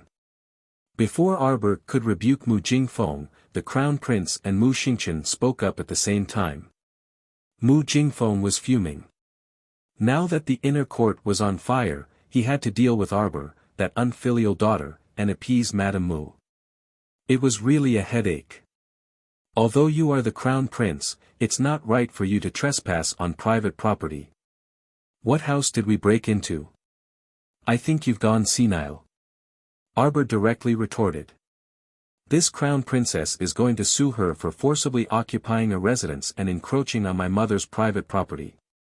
Arbor coldly shouted, Mu Jingfeng, I gave you face, but you don't want it. You brought this upon yourself. Originally, she did not want to make things so ugly. Since this Mu Jingfeng had no sincerity in returning her things, she would make him swallow his pride. Spit out everything that belonged to her. Chapter 2689. What 3-day deadline? Bah, this great aunt is in a bad mood, so I won't give it. I must fully support my wife when she causes trouble. The crown prince's eyes lit up, and he turned to order Huifeng, go invite the capital governor over. Also, bring the group of accountants this crown prince asked you to find over. Mu Jingfeng was so angry that he fell backwards, simply wanting to vomit blood. He truly didn't expect that this black-hearted couple would really dare to escalate the matter. Were they shameless? They forced his father to hand over his mother's private property as soon as they returned to the Mu family. Would it be good for their reputation if word got out? Mu Xingchen expressed no objection. He was thoroughly disappointed in this father of his. Looking at his father's appearance, he was truly unwilling and simply didn't want to return his mother's dowry shop to his younger sister. If it weren't for his brother-in-law's status and the fact that he had the power to get it back, if it were someone else, they would probably have to swallow their anger and squander it. The capital governor's speed was surprisingly fast. In less than half an hour, he hurriedly rushed over with several dozen guards. This person's surname was Chao, and he was known as Stubborn Chow. One had to know that this name had its origin. Because this official Chow was very upright and plain-spoken, he repeatedly went against the imperial family, so everyone called him Stubborn Chow.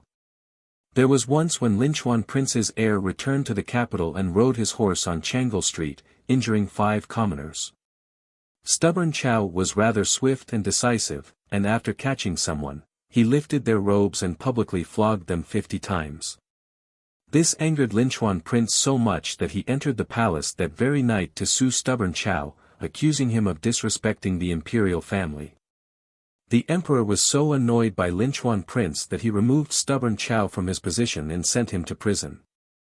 Unexpectedly, the capital's newly appointed capital governor couldn't suppress those silk pants in the imperial city at all, causing the capital to be in a mess.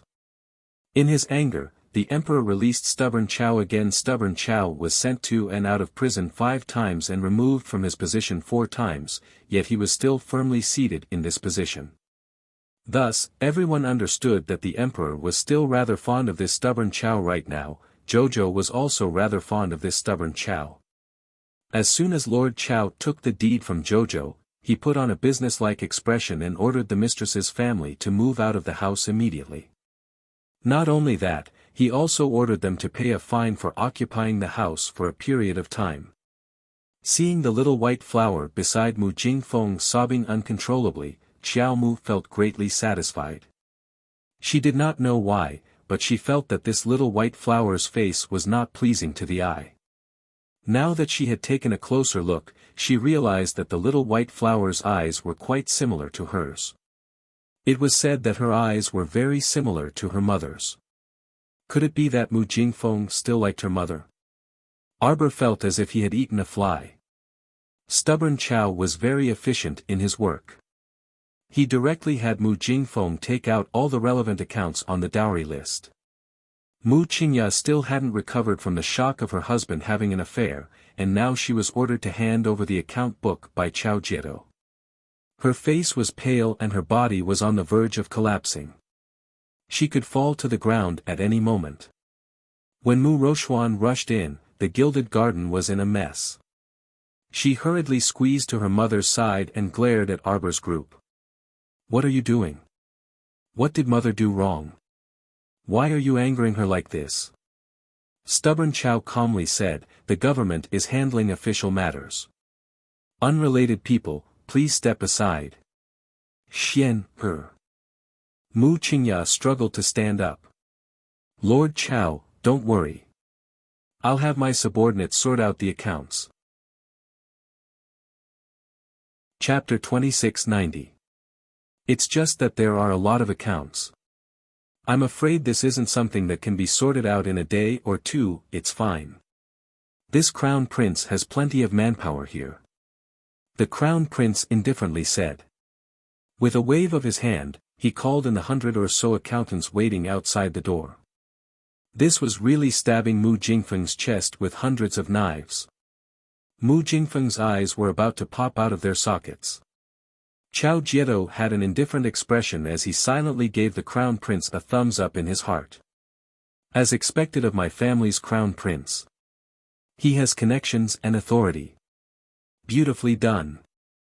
The most annoying thing was this kind of coward who seized his wife's private property.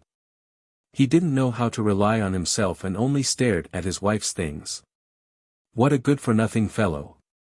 How could he be the Mu family's head? Chao Jiedo disdained him in his heart, but he maintained an upright and plain-spoken expression. Since His Highness the Crown Prince has already prepared the manpower, then let's start work as soon as possible. Although there are a lot of accounts from over a decade, we still have to calculate everything clearly. We have enough manpower. Sir Jojo was expressionless, but he gave Sir Chao several thumbs up in his heart. Sure enough, Sir Chao was very impressive. If he had known earlier, he would have asked him to step forward earlier. That way, she wouldn't have to spend all day chattering with Mu Jingfeng. Sir Chao, you've worked hard. Mu Jingfeng said when he saw his sinful daughter talking to Chao Jiedo. I reckon that with so many people, we can settle the accounts in one night. Let's go to Yulan Court for a drink to pass the time. It's no trouble, no trouble. Sir Chow was simply overwhelmed by this favor and hastily nodded. This official will naturally comply. Another few hundred knives stabbed Mu Jingfeng's chest. If vomiting blood now could be of any use, he would rather vomit a whole vat of blood first.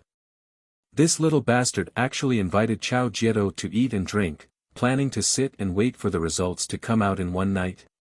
This sinful daughter, sinful daughter. He didn't have any path of retreat at all. Arbor summoned the head accountant. Calculate properly. Be on time. I'll treat you guys to snacks later. After you're done, I'll give you 10 times the salary. Tycoon Crown Princess. The 100 or so accountants' faces instantly bloomed with smiles. They nodded repeatedly and said in unison, "Thank you, Crown Princess. This one will definitely work hard to settle the accounts. I won't let down the Crown Prince and Crown Princess trust." Thus, the gilded garden was brightly lit, and the sound of the abacus could be heard throughout the night. These over 100 accountants were the best of the best in the imperial capital. Apart from a portion of them being the Crown Prince's own, the rest were borrowed from the various monarch residences and aristocratic families. Everyone wanted to show their faces in front of the Crown Prince and Crown Princess, so they worked hard to settle their debts and work hard. That night, other than taking a short break to eat some snacks and tea, he didn't sleep at all. His hands didn't even stop playing with the abacus. By the time it was 7 in the morning, the accounts of the past years had been calculated clearly and neatly stacked on one side according to the various trades and professions. By the time Kai Xiu came to Yulan Garden to inform them that the accounts had been sorted out, Arbor had just finished his breakfast with Mo Lien, Mu Xingchen, Lord Chao, and the others. He happily followed Kai Xiu to Gilded Garden. She ordered the servants to carry the breakfast to the Gilded Garden. As soon as she entered, she said with a stoic face, "Everyone has worked hard all night. Everyone, please go to the side hall and have some breakfast. Mr. Shi, you've worked hard and stay behind." Mr. Shi was the head accountant and also Mo Lien's subordinate. He bowed and saluted, then retreated to the Crown Prince's side. Chapter 2691. Kai Chi nimbly ran in and called for people to bring out a few armchairs for Mo Lien, Arbor, and the others to sit down. After the two happily sat down, they looked at the ashen-faced Mu Jingfeng. With one look, they felt that Mu Jingfeng seemed to have aged 3 to 5 years in a single night from his worry. Wasn't it just a loss of money? Was there a need to be so distressed? Arbor disdainfully pursed his lips. Mr. Shi stepped forward and spread out a sorted ledger, reading, according to actual calculations, just the Kaidai Pavilion, Precious Painting Workshop and Despondent Pavilion alone have earned over 10 million spirit coins every year for the past 15 years. With the business flourishing in recent years, just the Kaidai Pavilion's profit alone reached 20 million spirit coins last year. If it's calculated in terms of gold, silver, and other ordinary items, the value is even higher. There are vast fields in the northern part of the city, and the annual profit can reach about 800,000 spirit coins. As for the 3 residences in the southern part of the city, aside from one for Miss Cheong, the other 2 are rented out to others. The annual rent is about 30,000 spirit coins. In addition, there are 14 shops in the western, southern, and northern parts of the city. Especially the medicine shop and talisman shop in the southern part of the city, their annual profit can reach 1 million spirit coins. There are 2 fields in the eastern suburbs of the city. The income is relatively low, and they can earn about 50,000 spirit coins every year. As for the 3 fields in the northern suburbs of the city, their income is rather high. They earn 300,000 spirit coins every year. In addition, the income has been rising year after year. With this, in the past 15 years, Mr. Shi picked up an abacus and quickly calculated. Excluding those expenses, the total net profit can reach at least 220 million spirit coins. Mu Jingfeng simply didn't know what this person was talking about. He only felt that his mouth was opening and closing, and every word seemed to be digging a bloody hole in his heart. 220 million spirit coins. Mu Qingya was helped to sit down. She also felt dizzy and was somewhat at a loss. Arbor nodded.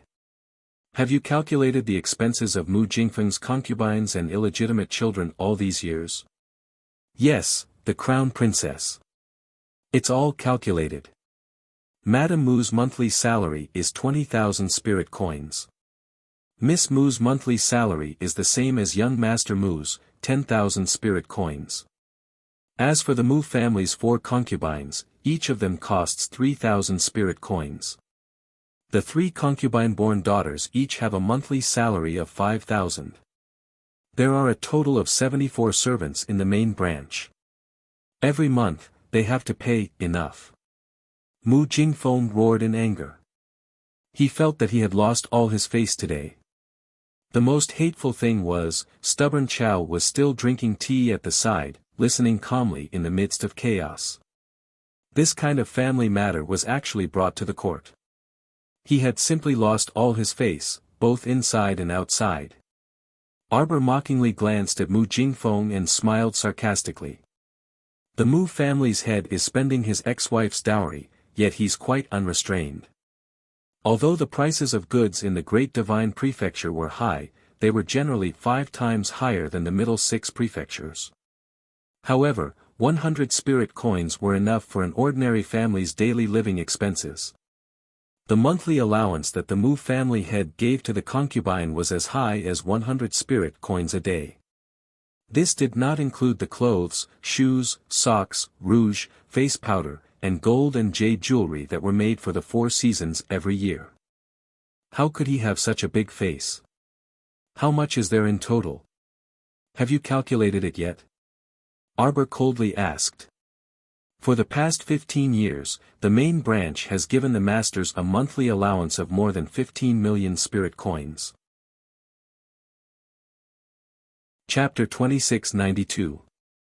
There's also the 5 house renovations and expansions in the past 15 years, the 4 seasons worth of clothes and accessories for the masters and misses, the auction house's purchase of precious medicinal herbs, spirit tools, and so on. Shut up! Mu Jingfeng bellowed. He really wished he could go up and stuff Mr. Shi's mouth. The Mu family's eldest branch's expenses have been rising year by year, and it's very extravagant and wasteful. After some calculations, we've spent close to 90 million in the past 15 years. He really took her mother's dowry and ate her whole family without spitting out the bones. Arbor nodded. Mu Jingfeng was already trembling in anger. He pointed at Arbor and said, "Why you unfilial daughter? Unfilial daughter. If it weren't for your stepmother mediating and managing the shops all these years, would Kaidai Pavilion, Precious Painting Workshop, and Despondent Pavilion be as prosperous as they are today? Even if you snatch these 3 shops back, you won't be able to manage them well." Arbor swept her a disdainful glance. So what if I can't manage them well? I just like to smash them for fun, and it's none of your business. Lord Chow's face was taut as he inwardly gave the little crown princess a thumbs up. Well done. There was really no need to be polite to this stinky man who shamelessly usurped his wife's business. Mu Jingfeng was so angry that his face turned pale, and he felt dizzy. Why you? You unfilial daughter. Enough nonsense. Arbor waved his hand and turned to look at Mu Qingya. He said indifferently, "It's true that Madame Mu has managed the business well all these years, but the things you've taken from my mother aren't insignificant, right? You've spent 90 million in 15 years worth of expenses so comfortably." Arbor coldly said, "Madame Mu, I'll give you an annual salary of 2 million. I'll give you 30 million for 15 years. Your Mu family's eldest branch spent 90 million on my mother, so you just have to spit out 60 million. In addition, you'll make a profit of 220 million, not a cent less. Prepare everything for me within 3 days. Otherwise, we'll meet His Majesty in the Golden Hall. Just you wait and see." Mu Jingfeng's lips were trembling in anger. "Why you? You're simply making trouble for no reason. When did we use your mother's money for our daily expenses? I. It's not like I don't have any businesses. Why you, intolerable bullying, intolerable bullying. Why are you so sure that their daily expenses are Long Chuyin's money? Moreover, didn't they just say that they made a profit of 220 million? Even if he spent 60 million spirit coins, no, the total price should be 220 million spirit coins. Why was there a need for another 60 million on top of the 220 million? Wasn't this extra 60 million just plain robbery? Did he think he was a fool? Mu Jingfeng trembled in anger. You know very well whether it's my mother's money or not. Xiao Mu gazed at him coldly and declared, in short, you can't give me a single cent less than the 280 million spirit coins compensation. With that, he turned to look at the capital governor, Lord Chao. I need you to look over the account books. What do you think of the way I've handled it? Very reasonable. Lord Chao took the account book and looked at it. He quickly praised, the crown princess does things flawlessly. This official is truly impressed. You bootlicker. Mu Jingfeng was so angry that his eyes were about to pop out of their sockets. His eyes were bulging, and he was panting heavily. Mo Lien was also speechless. Who could come and tell him if this stubborn Chao's temperament had changed? Who said that stubborn Chao was hard to talk to? How easy was he to talk to his Jojo? Chapter 2693. Stubborn Chao muttered to himself for a bit before saying, however, for such a large sum of spirit coins, 3 days of preparation is a bit too rushed. Crown Princess, how about we extend the time limit to 6 days? This official guarantees that the debt collection team will smoothly collect all of these debts. This stubborn Chao was clearly a very reliable person when it came to doing things. Arbor immediately gave him face and nodded expressionlessly. Then, I'll have to trouble Lord Chao to take care of it. Not at all, not at all. This official should do it, should do it. The two chatted happily, causing Prince Mo to find it somewhat funny. After the commotion, Arbor sent someone to send Lord Chao off, then held the crown prince's hand and left together. Before leaving Gilded Garden, Lord Jojo said, prepare well. Then, there was nothing else. Just these 4 words angered Mu Jingfeng so much that he slumped into his chair. Lord Chao swiftly set up a debt collection team led by the governors Wu Xiaoyin.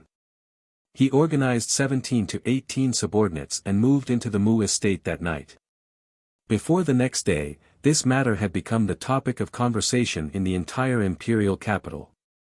When everyone saw each other in teahouses and restaurants, they couldn't help but whisper, hey, did you hear?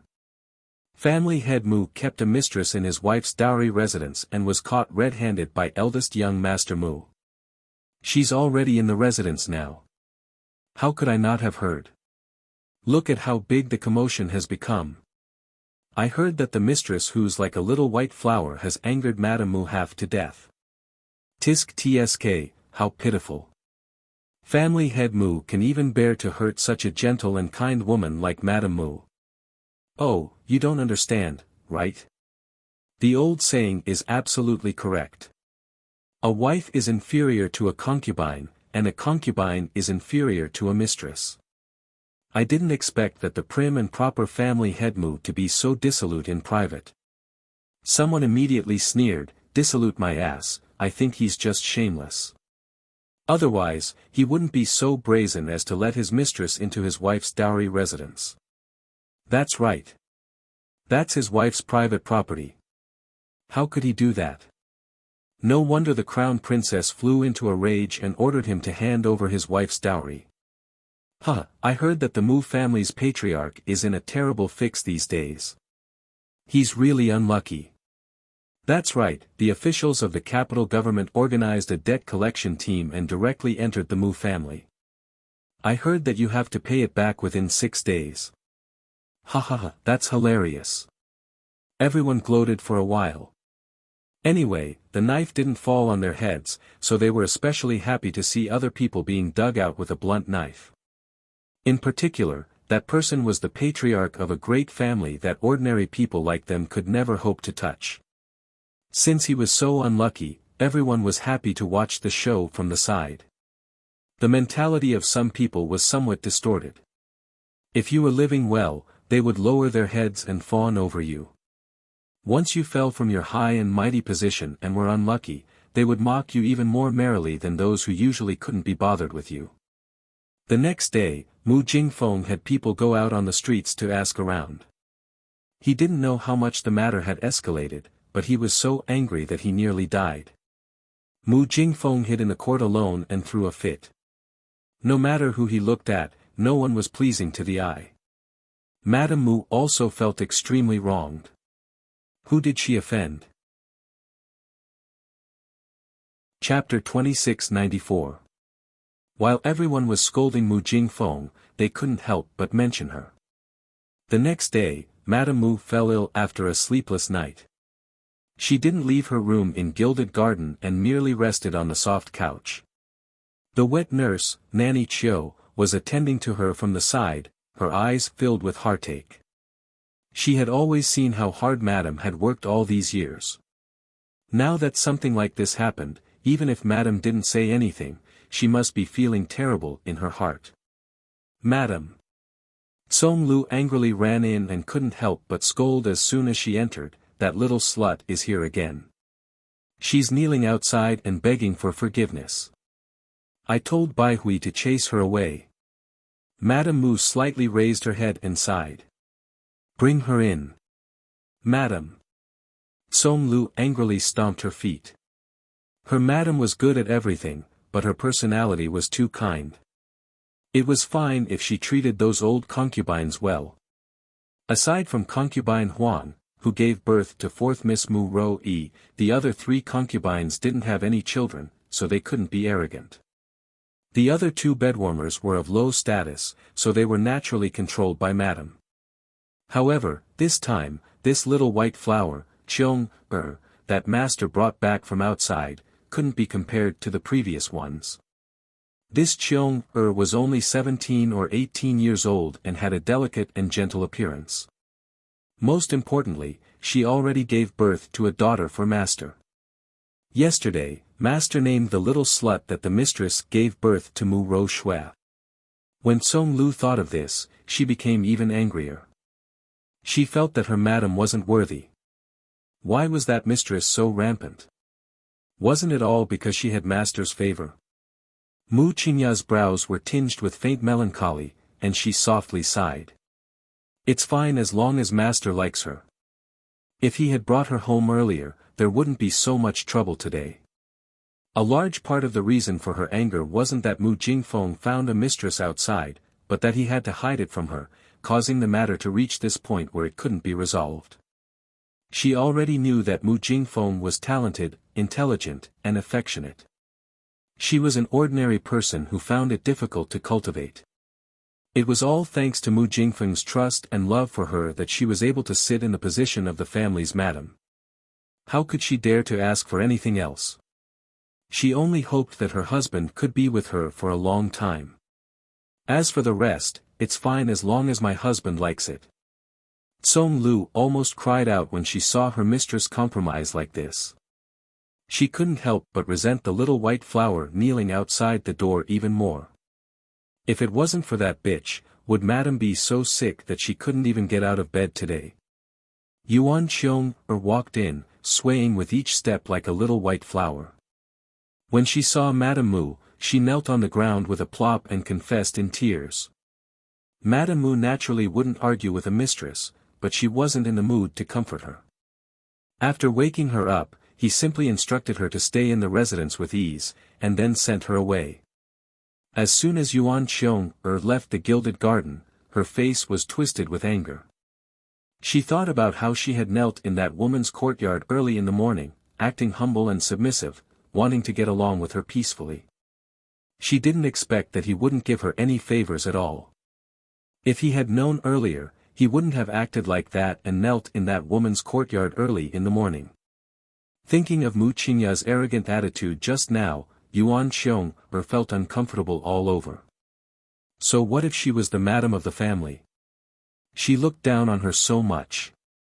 Even if she didn't fight for a bun, she had to fight for her dignity and make her regret in the past.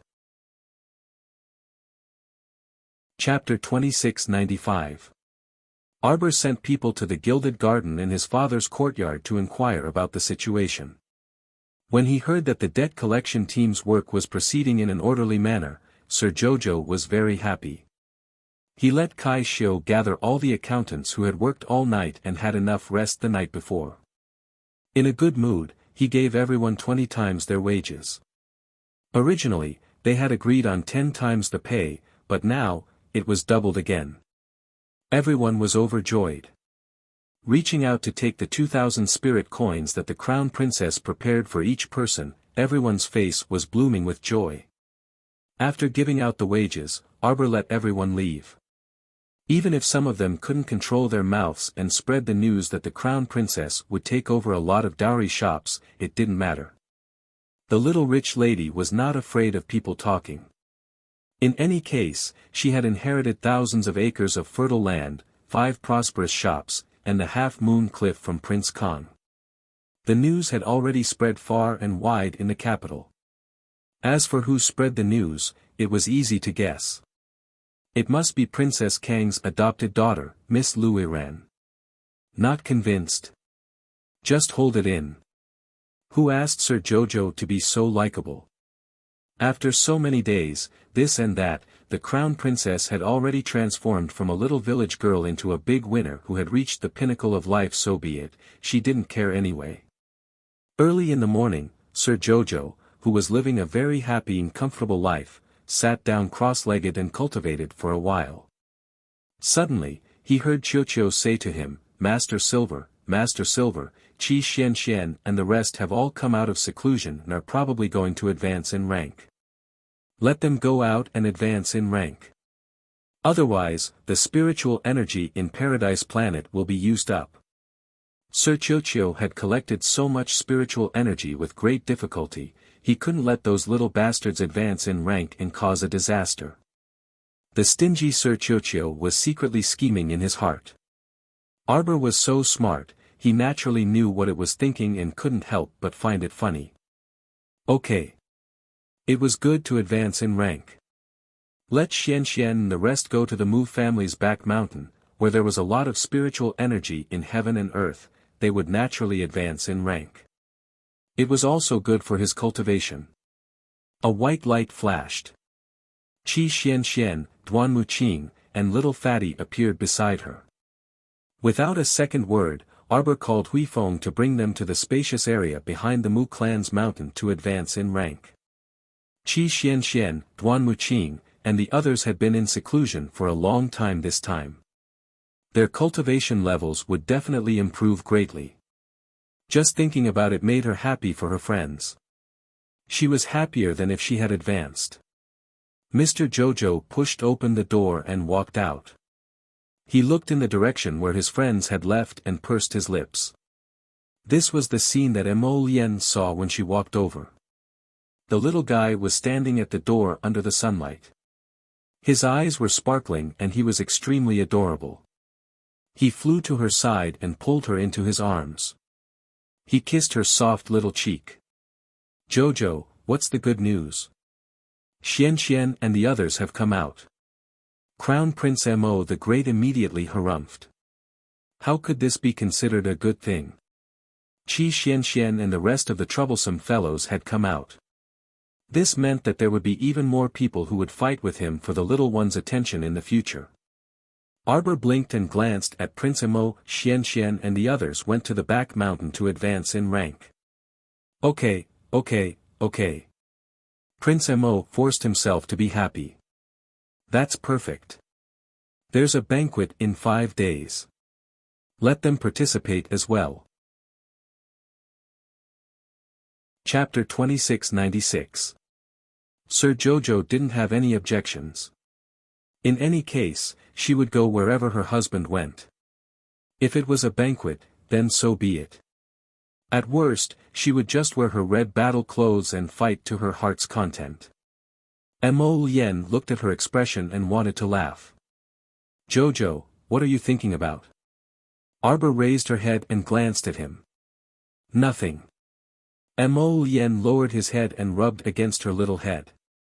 "That little expression of yours clearly means that you want to wear your red battle clothes and go fight." Arbor couldn't help but feel a little embarrassed. This person was truly shrewd, he could see through everything. Mo Lien pulled her little hand and said, "Don't worry, we're just going to attend a banquet. The main thing is that we've been back for a few days, so it's time to meet them." Arbor expressionlessly nodded her little head. Prince Mo knew that she wasn't very interested in these things, so after casually saying a few more words, he pulled her outside. The eldest branch's main family courtyard had been quite lively these past few days.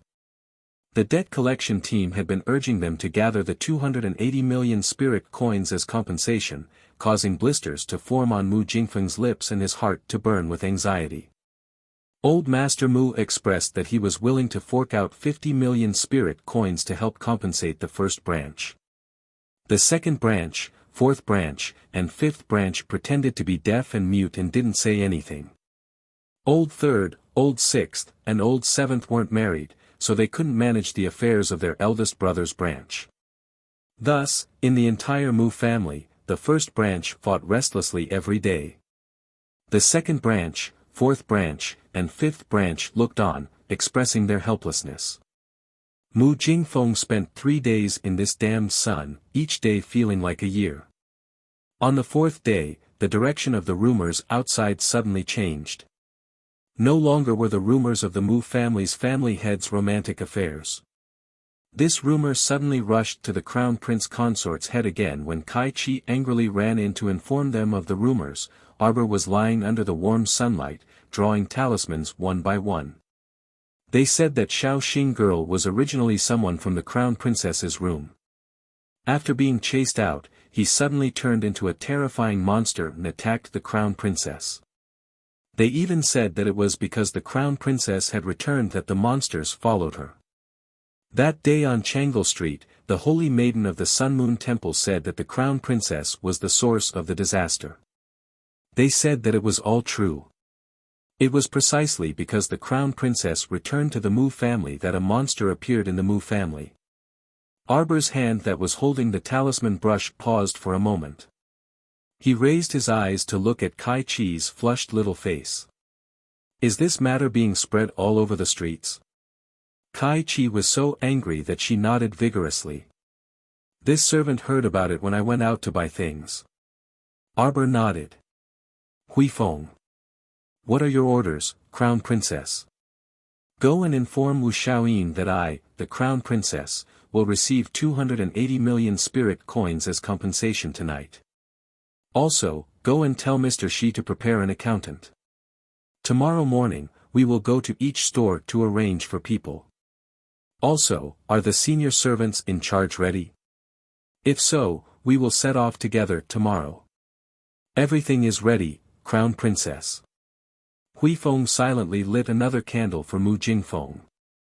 Regardless of whether Mu Jingfeng was the one behind this rumor or not, from the looks of it now, the young Crown Prince Consort was willfully pinning this debt on Mu Jingfeng. "That's all for now. Kai Xiu, Kai Chi. Huifeng, tell Li Yi to stand guard at the court's entrance. If anyone dares to barge in, don't be polite. Just kill them." "Yes." Huifeng nodded and immediately left to carry out the order. Chapter 2697. Soon, an 18 to 19-year-old girl dressed in black with a curvaceous figure stood at Yulan Court's entrance with a cold expression, holding a sword horizontally in her hand. Less than a quarter of an hour later, a commotion broke out in front of Yulan Court's entrance. Two fierce-looking old nannies came over with fierce expressions, saying that they were under family head's orders to invite Miss Xiao to the main courtyard. Li Ye's face was cold as she blocked them. One of the old nannies started cursing indistinctly. Before she could finish cursing, her head was separated from her body. The other was scared witless. How could she dare to linger at Yulan Court's entrance? She scrambled back to Mu Jingfeng's main courtyard to report this matter. Mu Jingfeng angrily smashed a teacup on the ground. Wu Xiaoyin also angrily smashed a cup. This official is under the Crown Princess orders to legally and reasonably collect the debt. Family head Mu, please cooperate. Don't waste everyone's time. Now that the Crown Princess wants to collect the debt early, it's also reasonable and reasonable. If you don't have enough spirit coins, please open the treasury. We have a professional accounting team that will convert the treasures obtained from the auction into spirit coins for you to calculate. Mu Jingfeng was so angry that he wanted to fling his sleeves and leave. Wu Xiaoyin was also enraged. If family head Mu doesn't cooperate, then we can only request the Purple Forest Guard to forcefully carry out the settlement. Fuck, why don't you try saying that again? Mu Jingfeng's eyes were spitting fire as he glared at Wu Xiaoyin as if he was looking at an enemy. He pointed a finger at the youth's face. Why you? Very good. This official believes that I have inherited Lord Chao's style. It's indeed very good. Bah! When your family's Lord Chao sees the Crown Princess, what kind of style is there? What kind of style is there? He's just a bootlicker, alright? Wu Xiaoyin coldly looked at Mu Jingfeng and said, Family head Mu, I advise you not to struggle anymore. Cooperate properly with handing over the spirit coins and resources. The sooner the settlement is completed, the sooner our debt collection team can leave the Mu family. Mu Jingfeng was so angry that his entire body trembled, but looking at the situation now, if he did not open the main branch's treasury, this matter really wouldn't be over. Mu Liang. Mu Jingfeng roared. Take them there. Keep a close eye on them. If there's even a single cent missing from the spiritual tools and medicinal herbs, I'll hold you responsible. Yes. Mu Liang couldn't help but sigh. Father and daughter, why did they have to create such a scene where the two enemies' eyes blazed with hatred? If he had a daughter, he would definitely dote on her. Why did he have to do this? Mu family head swallowed a mouthful of blood in exasperation. With a dark and handsome face, he walked straight in the direction of Yulan Court. This rebellious girl, this rebellious girl. He stopped halfway and angrily punched a tree, breaking a small sapling. After Arbor finished drawing over 100 talismans, he stored all the talismans into a purple storage talisman. He expressionlessly sat on the soft couch and looked at the black-clothed girl in front of him. Find someone from the night pavilion and spread the news. Say that Mu Jingfeng is suffering because of his pride, and now, he has fallen to the point where he has to use auction items to exchange for spirit coins to repay his debt. After you're done with the matter above, go to the restaurant, catch a few ruffians who are spreading rumors, and directly kill them. Then, very gently tell everyone that they are rumormongers and ask everyone not to believe in rumors. Don't scare others, got it? Everyone. Chapter 2698. You told Li Yi to go directly to the restaurant and find the culprits to execute them on the streets. You even said that you had to tell everyone gently and don't scare them. How could that not freaking scare them? Who wouldn't be so scared that their parents wouldn't recognize them after witnessing the death of the rumor-mongers? Xiao Mu creased her brows and said, after you kill them, throw those main culprits who started the rumors into the central plaza. Remember to tie them there so that everyone can see what they look like. You have to politely tell everyone that these people are rumor-mongers and deserve to die. Got it? Li Yi nodded with a deadpan expression. Crown Princess, this subordinate understands.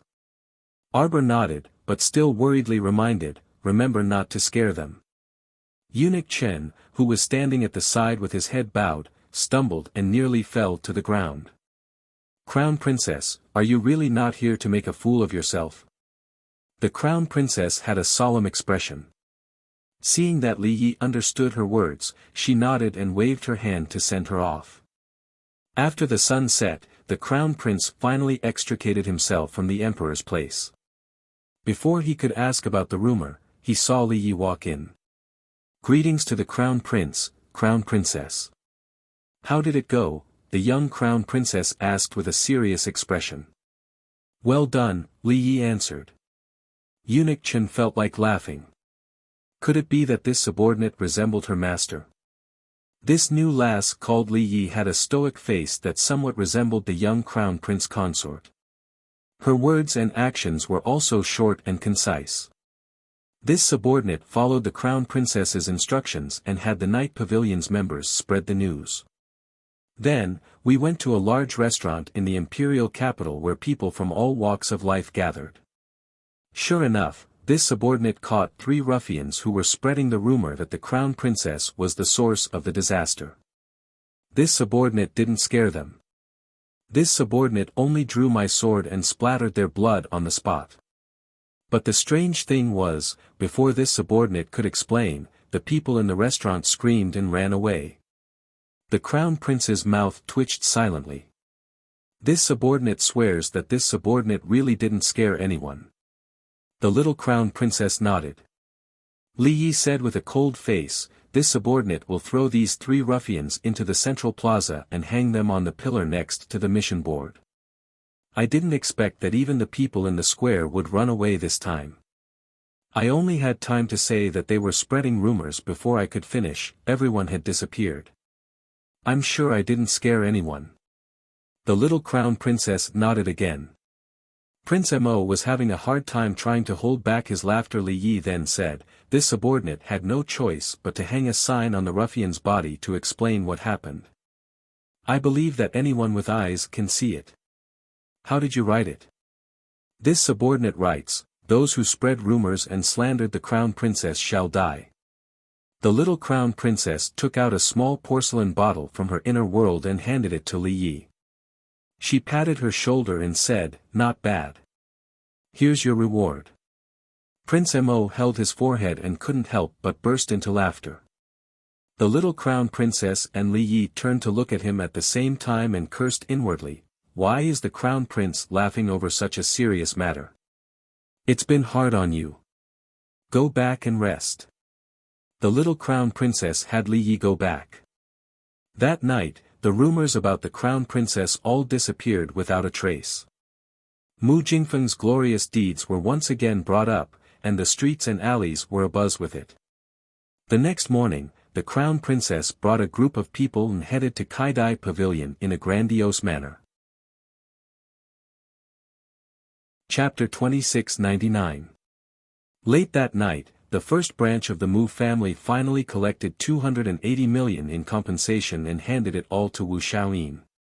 In addition to the old man who paid 50 million spirit coins, the Mu family head reluctantly took out 100 million spirit coins. The other 130 million was made up with spirit stones, medicinal herbs, spiritual energy, forging materials and other things of equal value. It can't be said that the first branch of the Mu family really paid a lot of money this time. Wu Xiaoyin found that the young crown princess looked particularly calm when she received the compensation. Looking at the equivalent of 280 million spirit coins, her eyebrows didn't even move. Indifferent, magnificent. She's really a role model that I admire. Wu Xiaoyin silently said that the crown princess was too powerful 3 times in his heart, and he planned to go back and report everything to Lord Chao. Lord Chao was very right to have no integrity to support the young crown princess. Since the young crown princess returned to the capital, those who stood opposite her, which one of them had a good ending? King Jianping. It was useless to hug the great emperor's thigh, and he was still slapped down by the crown princess. The crown prince of Jianping was beaten up by the king of Jianping, and he was still lying in bed and couldn't get up. The Long family, the Gu family, and the young crown princess didn't even have a chance to meet, and they were already trembling from the fine. The Sun Moon Temple could be considered famous in the 3 regions. The holy nun of the temple was slapped by the young crown princess until her parents couldn't recognize her.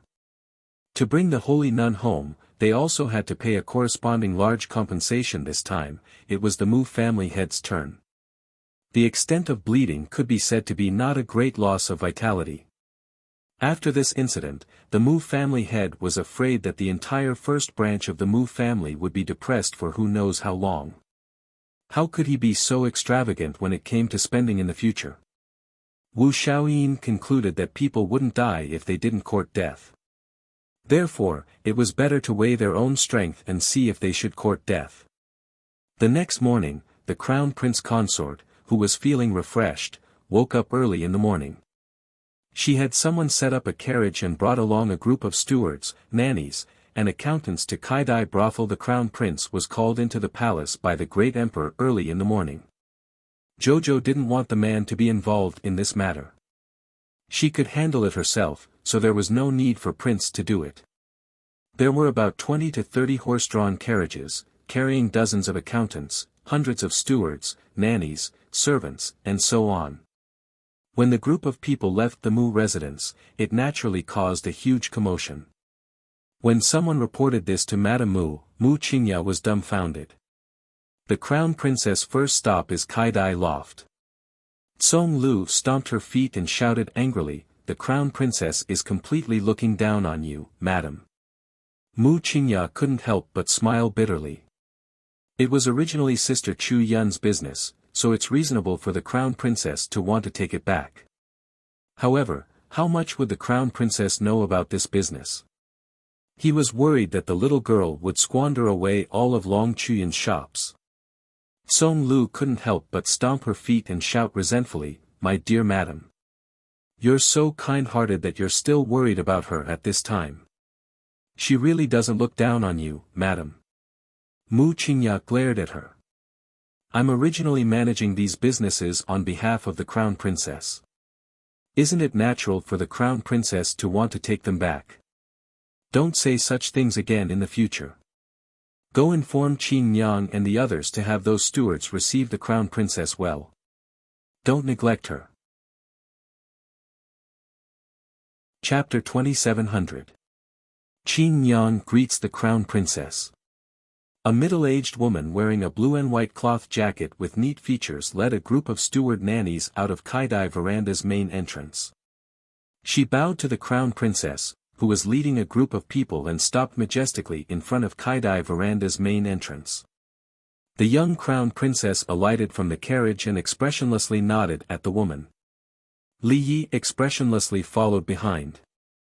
Following closely behind the Crown Princess were Kai Xiao and Kai Chi, who entered Kaidai veranda. "Serve tea to the Crown Princess. No need to trouble yourself." The young Crown Princess waved her hand and randomly found a seat to sit down. It was early in the morning, and Kaidai veranda wasn't open for business yet. Thus, there were only a few steward nannies and waiters in the shop. The shopkeeper was a rather snobbish man in his 50s. Although he was doing his best to suppress the anger in his chest, his gaze towards the young Crown Princess was very unfriendly. Arbor couldn't be bothered to pay attention to the shopkeeper. She knew that the shopkeepers of Kaidai veranda and Precious Painting Workshop weren't in power. Qin Yang, on the other hand, was one of the two most popular people by Mu Qingya's side. She was in charge of Kaidai veranda and Precious Painting Workshop behind the scenes. Even the shopkeeper was extremely courteous when he saw her. "Shopkeeper who?" Arbor called out. An old shopkeeper surnamed Hu immediately walked out and respectfully bowed. "This old servant is here. From today onwards, shopkeeper Hu will take over all of Kaidai veranda's affairs." Arbor didn't waste time with them and directly issued the order. She pointed at the flustered and exasperated shopkeeper of Kaidai veranda. "Mr. Hong." The accountant surnamed Hong also immediately walked forward and bowed. "From today onwards, Mr. Hong will be in charge of the accounts. You can settle this month's salary with Mr. Hong." "Based on what?" The shopkeeper of Kaidai veranda glared and roared angrily with a flushed face. "Based on the fact that this Crown Princess dislikes you," Arbor said coldly. "Is this reason sufficient?" Everyone was speechless. The little crown princess was indeed a powerful person. With just one sentence, the old shopkeeper was rendered speechless. His entire face was flushed red, and his blood vessels were about to burst. Qin Yang suppressed her anger and hurriedly replied in a steady voice, "Crown Prince Consort, you're not familiar with Kaidai Veranda's business. If you rashly take over everything here, I'm afraid it will be a great blow to your future business." "What does it have to do with you?" Sun Yang froze and suddenly felt like she couldn't continue the conversation. What was wrong with the crown princess? When you talk to her, she's always choking. When you try to reason with her, she won't listen to reason at all. Her behavior is simply too much. You just need to hand over the keys to the accountant and the manager. Arbor said coldly, "Didn't your madam tell you that I, the crown princess, am bringing someone to hand over today? If you don't know, then invite your madam over. I, the crown princess, will have a good chat with her." Qin Yang was so angry that her chest heaved up and down. She suppressed the anger in her heart and was unable to react for a long time. "Crown princess, can you be reasonable?" Qin Yang suppressed her anger and tried to talk to the crown princess in a calm voice. "How am I unreasonable?" Arbor looked at her coldly and turned to look at Li Yi and the rest. "I'm unreasonable." Li Yi drew her sword and said coldly. "Since you guys won't listen to Crown Princess reasoning, then listen to Li Yi's reasoning." Everyone took a step back and stared at Li Yi as if they were facing a great enemy. Chapter 2701. The young crown princess said expressionlessly, "I'm very reasonable." Eunuch Chen, who had followed them into Kaidai Pavilion, couldn't help but twitch his mouth. "I, the crown princess, am not here to ask for a handover. Get your facts straight." The young crown princess said coldly, "I'm here to convey my order. I want you to complete the handover by today. Do you understand?" The old shopkeeper of Kaidai Pavilion was so angry that he almost jumped out of his body. As the shopkeeper of Kaidai Pavilion, his monthly salary was as high as 80,000 spirit coins. Where else could you work these days to get such a high monthly salary?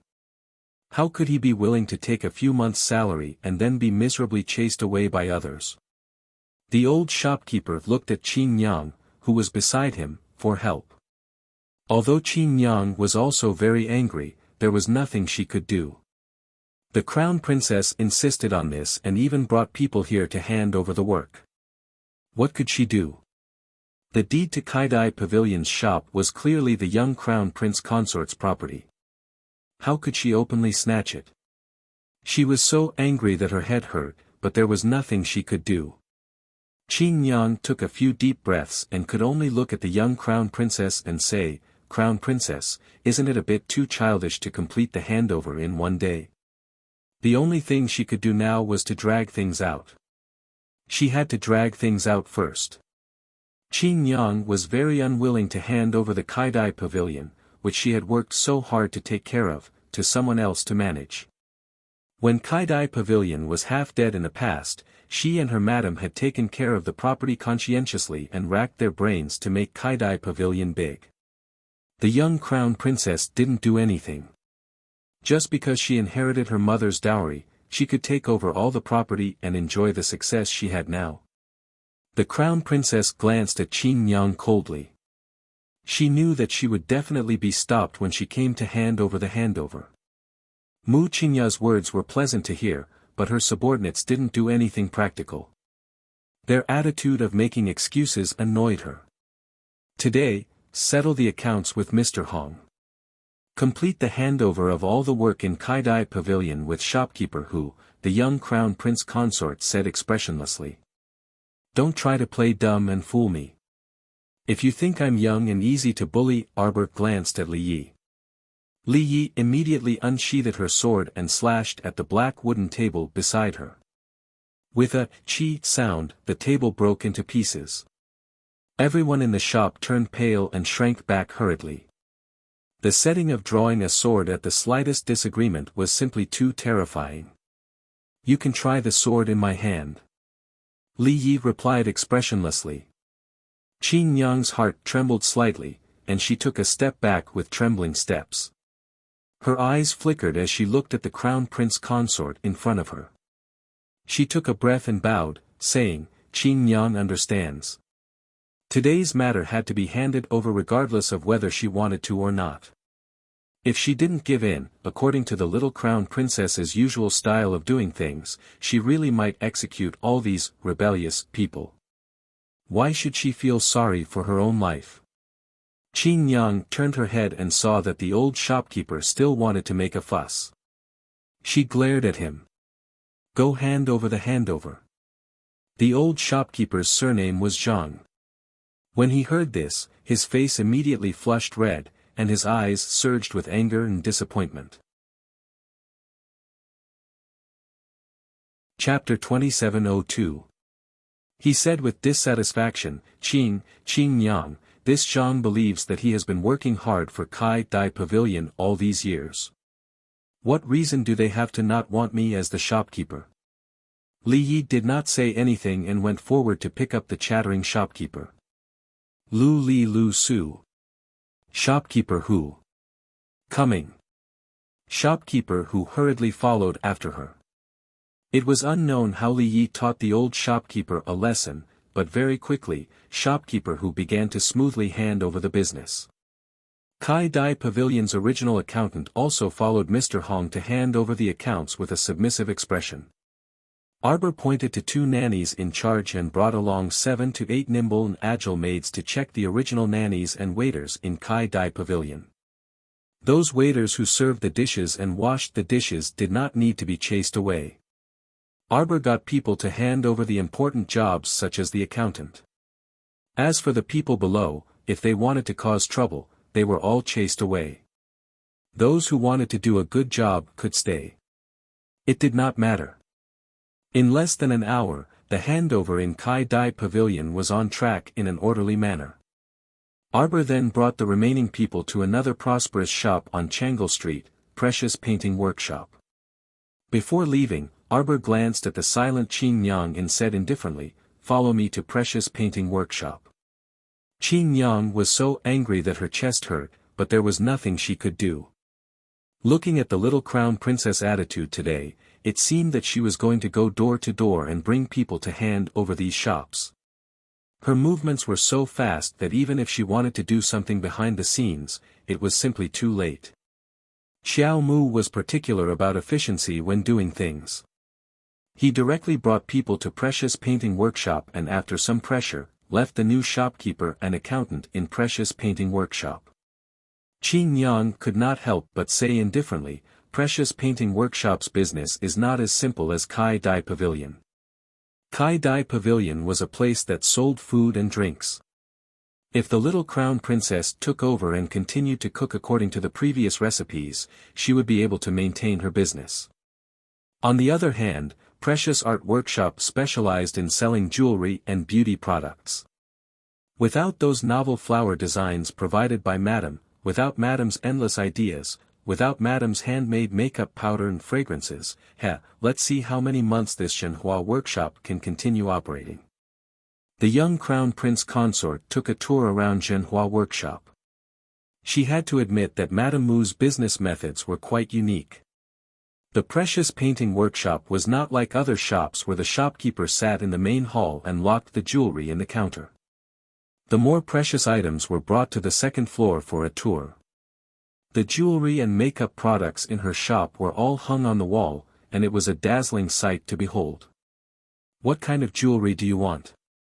You just have to say the serial number, and a young and beautiful shop assistant will take it for you.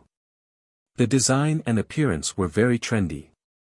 Those precious pieces of jewelry were placed on several circular crystal shelves in the middle of the shop, separated by a layer of transparent protective cover, allowing people to admire their beauty as soon as they walked into the shop. The second floor only received some distinguished female guests. Those who could go up to the second floor were a symbol of status. When Arbor brought people in, there were already 2 or 3 young ladies in the shop, and they were choosing jewelry with their servant girls. When they saw Arbor, one of the ladies could not help but exclaim, is that the crown princess? Chen Baojia threw Ji Xiang, who was shouting beside her, and rolled her eyes impolitely, thinking, I really shouldn't have come out with this idiot. Chapter 2703.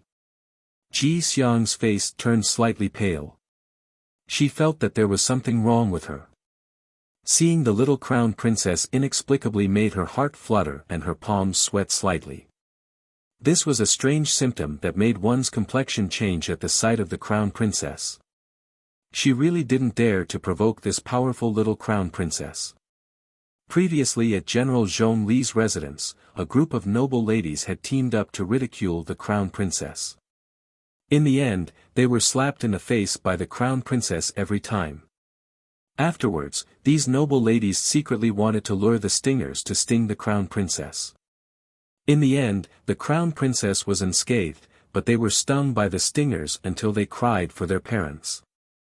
The most terrifying thing was that a group of mosquitoes came out of the stingers. Not only did they emit flames, but they also exploded, causing them to cry for their parents. Several noble ladies' hair was burned off.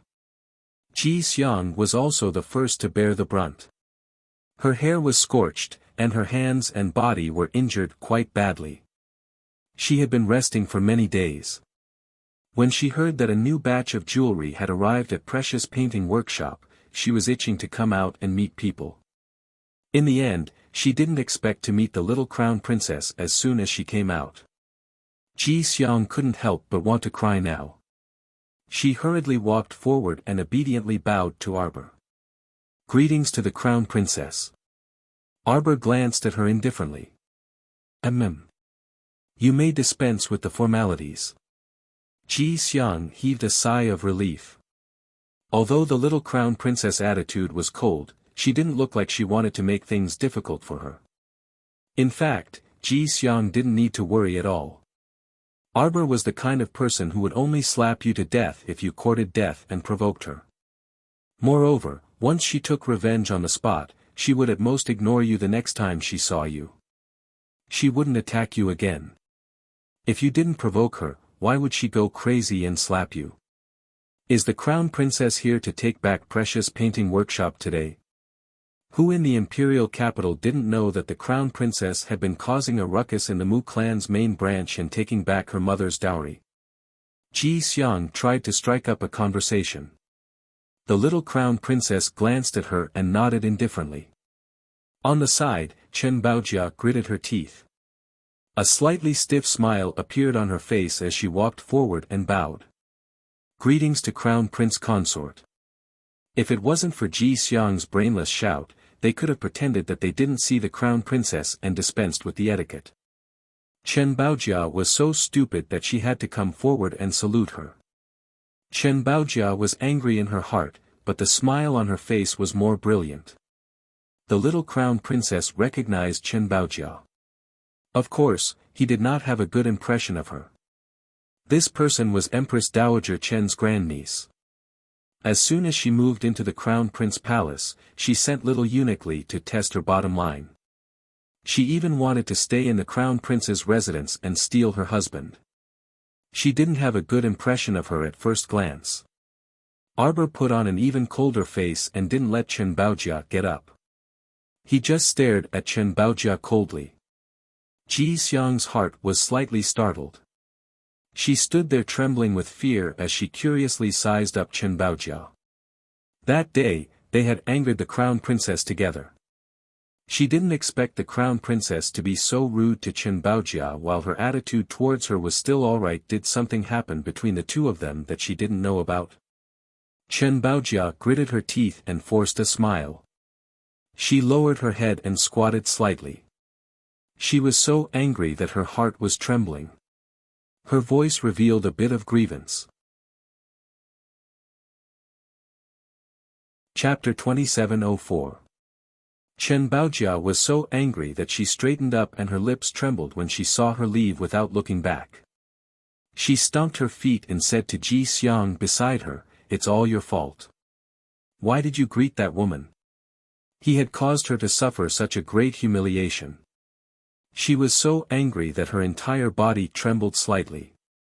Ji Xiang was also very puzzled and asked, "Baojia, what happened between you and the crown princess?" Chen Baojia said with a sullen face, "What can happen? It's all because that person is petty and can't stand the Empress Dowager. I'm more shameless than her." Ever since the crown princess entered the palace, the Empress Dowager had never summoned her. Instead, Chen Baojia would enter the palace every few days to eat and chat with the Empress Dowager.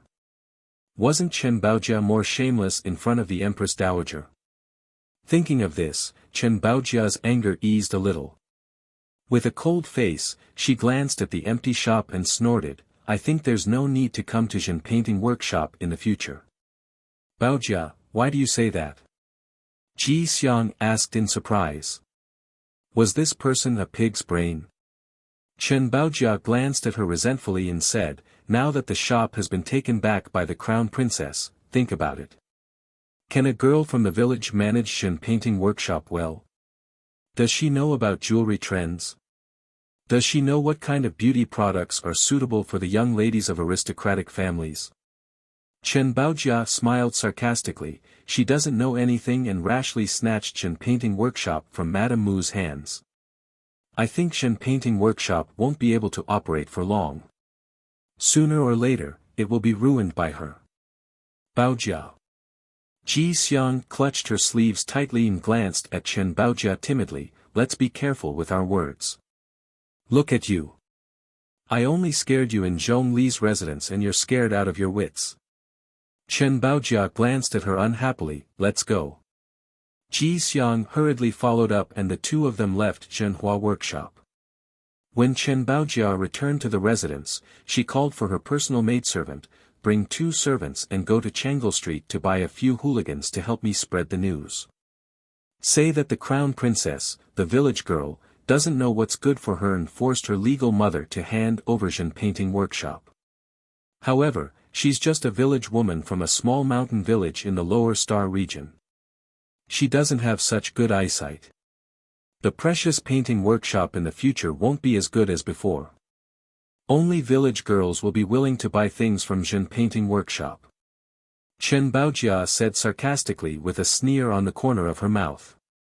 Chen Baojia's personal maidservant naturally knew about the grudges between her young miss and the crown princess. She nodded and, with her face covered, led the 2 servants to the alley of Changle Street to look for the little scoundrel. In the end, he couldn't find the 2 scoundrels even after looking around. The only 2 little scoundrels, upon hearing that they were to accept the order to spread the news of the crown prince consort, both of them ran faster than rabbits with pale faces. It was as if there was a ghost chasing them from behind, disappearing without a trace in a flash. Chen Baojia's personal maidservant suppressed her anger and went back to report the matter. Chen Baojia couldn't help but be at her wits' end. However, she suffered a few losses at the hands of Arbor and was unwilling to let go of Jojo just like that. Thus, she invited a few young ladies to the Chen residence under the guise of a gathering of her close friends and intentionally or unintentionally revealed the news about Chen painting workshop to others. Chapter 2705. The news spread like wildfire, and in less than an afternoon, those noble ladies also knew that Chen Art Lane had changed owners. At 10:00 in the evening, Arbor looked as if she was strolling through a garden. She finished touring her mother's dozens of dowry shops and inspected the farmlands and fields. After making sure that all the handover personnel were in place, she then brought Li Yi, Kai Xiu, and Kai Chi back to the Mu residence. Although she had been shopping for an entire day, the little fellow was still in high spirits. "Crown Princess." Zhao Tingdong stepped forward and bowed. He hurriedly said, "His Majesty has sent word that he wants to keep your highness in the South Study to discuss politics tonight." When the little crown princess heard that, she couldn't help but frown. She cursed inwardly, but didn't show any expression on her face. She only replied with an "oh," and sent eunuch Zhao away. Auntie Jing watched from the side and secretly sighed in admiration. The little crown princess didn't ask eunuch Xiao why the crown prince stayed in the south study to discuss important matters. It could be seen that she was a girl with a sense of propriety. Although she wasn't too happy, she didn't show any expression on her face. The little fellow slumped on the bed listlessly and waved her hand to dismiss everyone. She took out a communication jade tablet from her inner world and saw a line of words floating, "Baby, I'll be back early tomorrow morning. Have a good meal and rest early." Sir Jojo rolled his eyes. He didn't even bother to take a bath and didn't want to do anything. He directly rolled onto the bed and went to sleep. The next morning, when Arbor opened her eyes, she felt a head rubbing against her side. She took a closer look and saw that the guy was looking at her with a grin on his face. "You're stinky." He reached out to poke her little face and carefully looked at her attire. She didn't even take off her outer clothes before rolling onto the bed, and sleeping Arbor instantly felt a little embarrassed. She originally came back in high spirits yesterday and wanted to tell him about the day's results. Who knew that he wouldn't be coming back? The little fellow instantly lost her energy. The exhaustion from a day of tossing and turning immediately rushed up and she fell asleep without doing anything. "Is it because you can't see me that you're unhappy?" and went to sleep in a huff. She hit the nail on the head. However, Sir Jojo would never admit it. Rolling her eyes at him, Xiao Mu groaned as she tried to get up, but to her surprise, he reached out and hugged her, bouncing her off the bed. "Jojo, you need to change your habit of not talking in the morning. Change your sister. You must be secretly saying in your heart, 'Change my sister.'" "Arbor, that's not right, Jojo." Prince Emo carried her to the basin and handed her a wet handkerchief to wipe her face. "Did it go well yesterday?" Arbor's spirit was slightly lifted, but when he thought about how he didn't come home last night, he didn't want to talk to him. She snorted and turned the back of her head towards him. The crown prince was secretly amused. He hugged her from behind and rubbed his head against her neck. "It must be very smooth. With Jojo in charge, everything will be settled." That was. The little fellow turned his head and looked at him. "I'm afraid your father didn't make you stay overnight on purpose, did he?" The crown prince couldn't help but laugh. He shook his head and said, "That's not it." He pulled her to sit in front of the dressing mirror, picked up an exquisitely crafted ivory tusk inlaid with purple rubies, and gently combed her long hair. "There was a sudden piece of news yesterday. Not far from the border town where we landed in China, there was a sudden monster attack in a small city called Luwan City." Chapter 2706. I stayed in the south study to look at the information, and while I was at it, I told father about the Tianyun organization and the zombie. Arbor nodded. Since this matter was so important, she naturally had to mention it to the emperor as soon as possible. She also didn't want the perfectly fine Great Divine Continent to become like Xing. In fact, Xing was much better in this life than in her previous life. At least, the zombie situation didn't spread as badly as it did in her previous life. As long as they learned to control this matter, they could always control the situation within a certain range. "Did your father say anything?" "Him. More shocked, right?" Prince Mo thought of his father's hand last night and couldn't help but curl his lips. Ignorant guy. Arbor glanced at the crown prince's expression and wanted to laugh a little. "We must pay attention to this matter in Luwan City." As Crown Prince Mo spoke, his hands didn't stop. He helped his wife tie up her hair into a simple yet lively bun, then picked out the hairpin he had made himself from the hairpin case and inserted it into her hair without hesitation. Seeing his wifey change into a purple muslin dress and walk out from behind the screen, the crown prince's eyes lit up, and he stepped forward to hold her. "Jojo, you're getting prettier by the day." Arbor wasn't like other girls, who probably blushed at a compliment.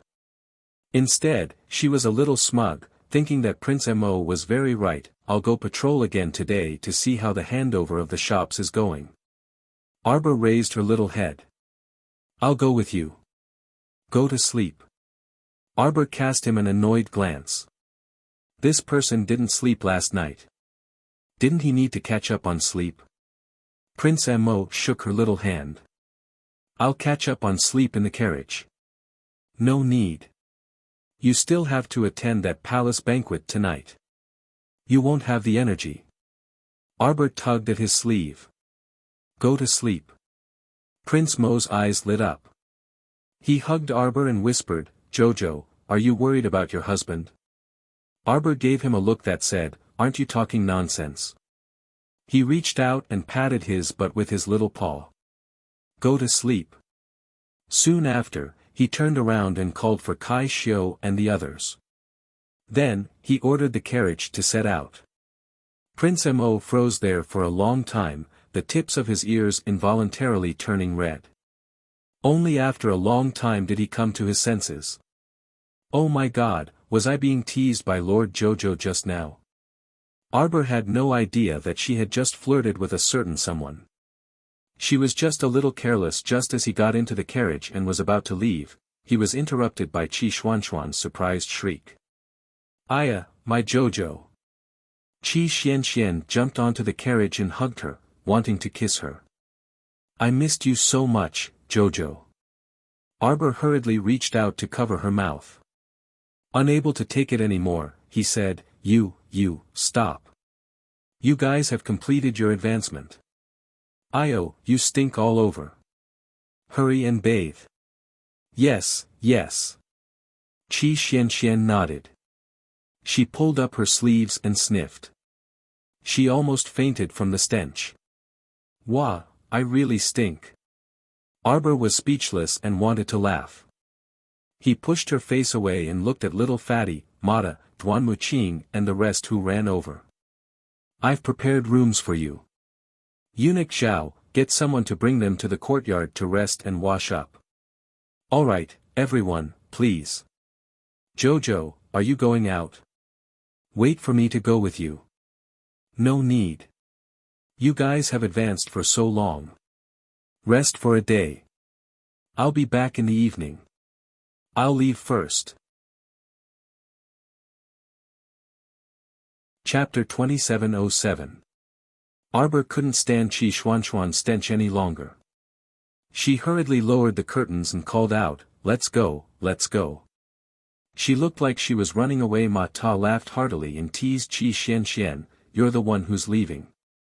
Qi Xianxian snorted when she heard this. You don't stink. Smell yourself, you stink 100 times more than me. You stinker. Everyone was noisily led by Eunuch Zhao to their respective rooms to bathe and rest. As for Arbor, she sat alone in the carriage and couldn't help but smile faintly when she thought of Xianxian and the others. They'd caused quite a commotion when they'd broken through in the back mountain of the Mu residence. Even old Patriarch Mu had been alerted and had gone to the back mountain to investigate.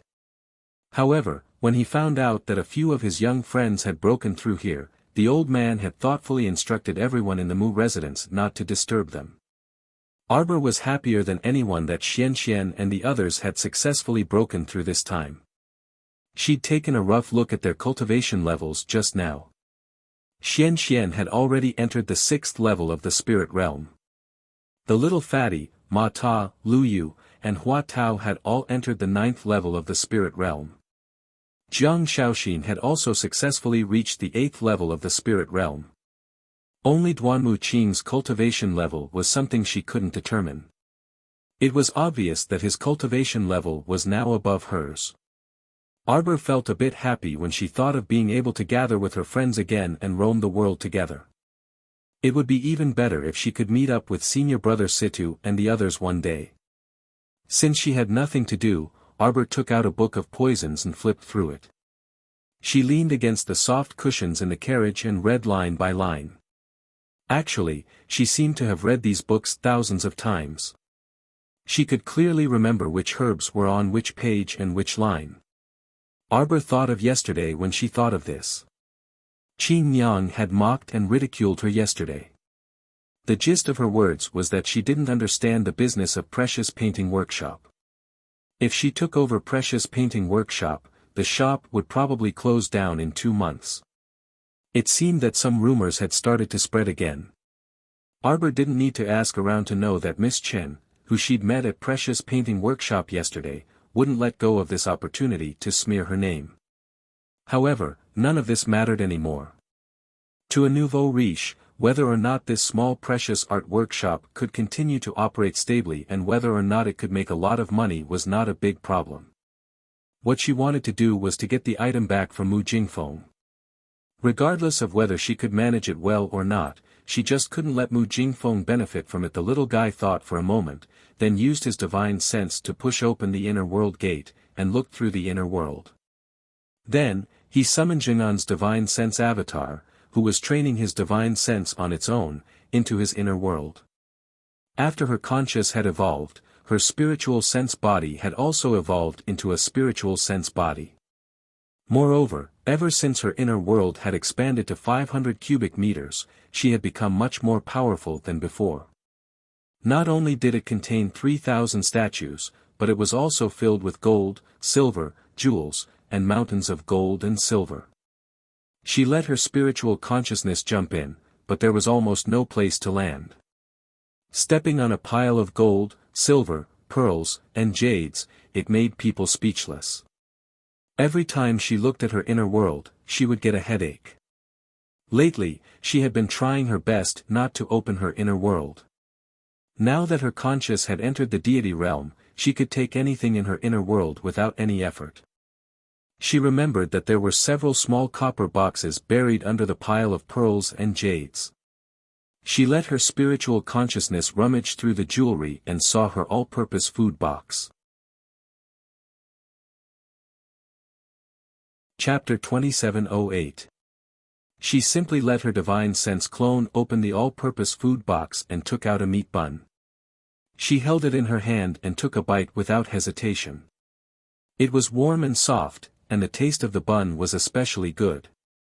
No wonder Xiao Lin kept saying that she wanted to eat a bun all day after eating one.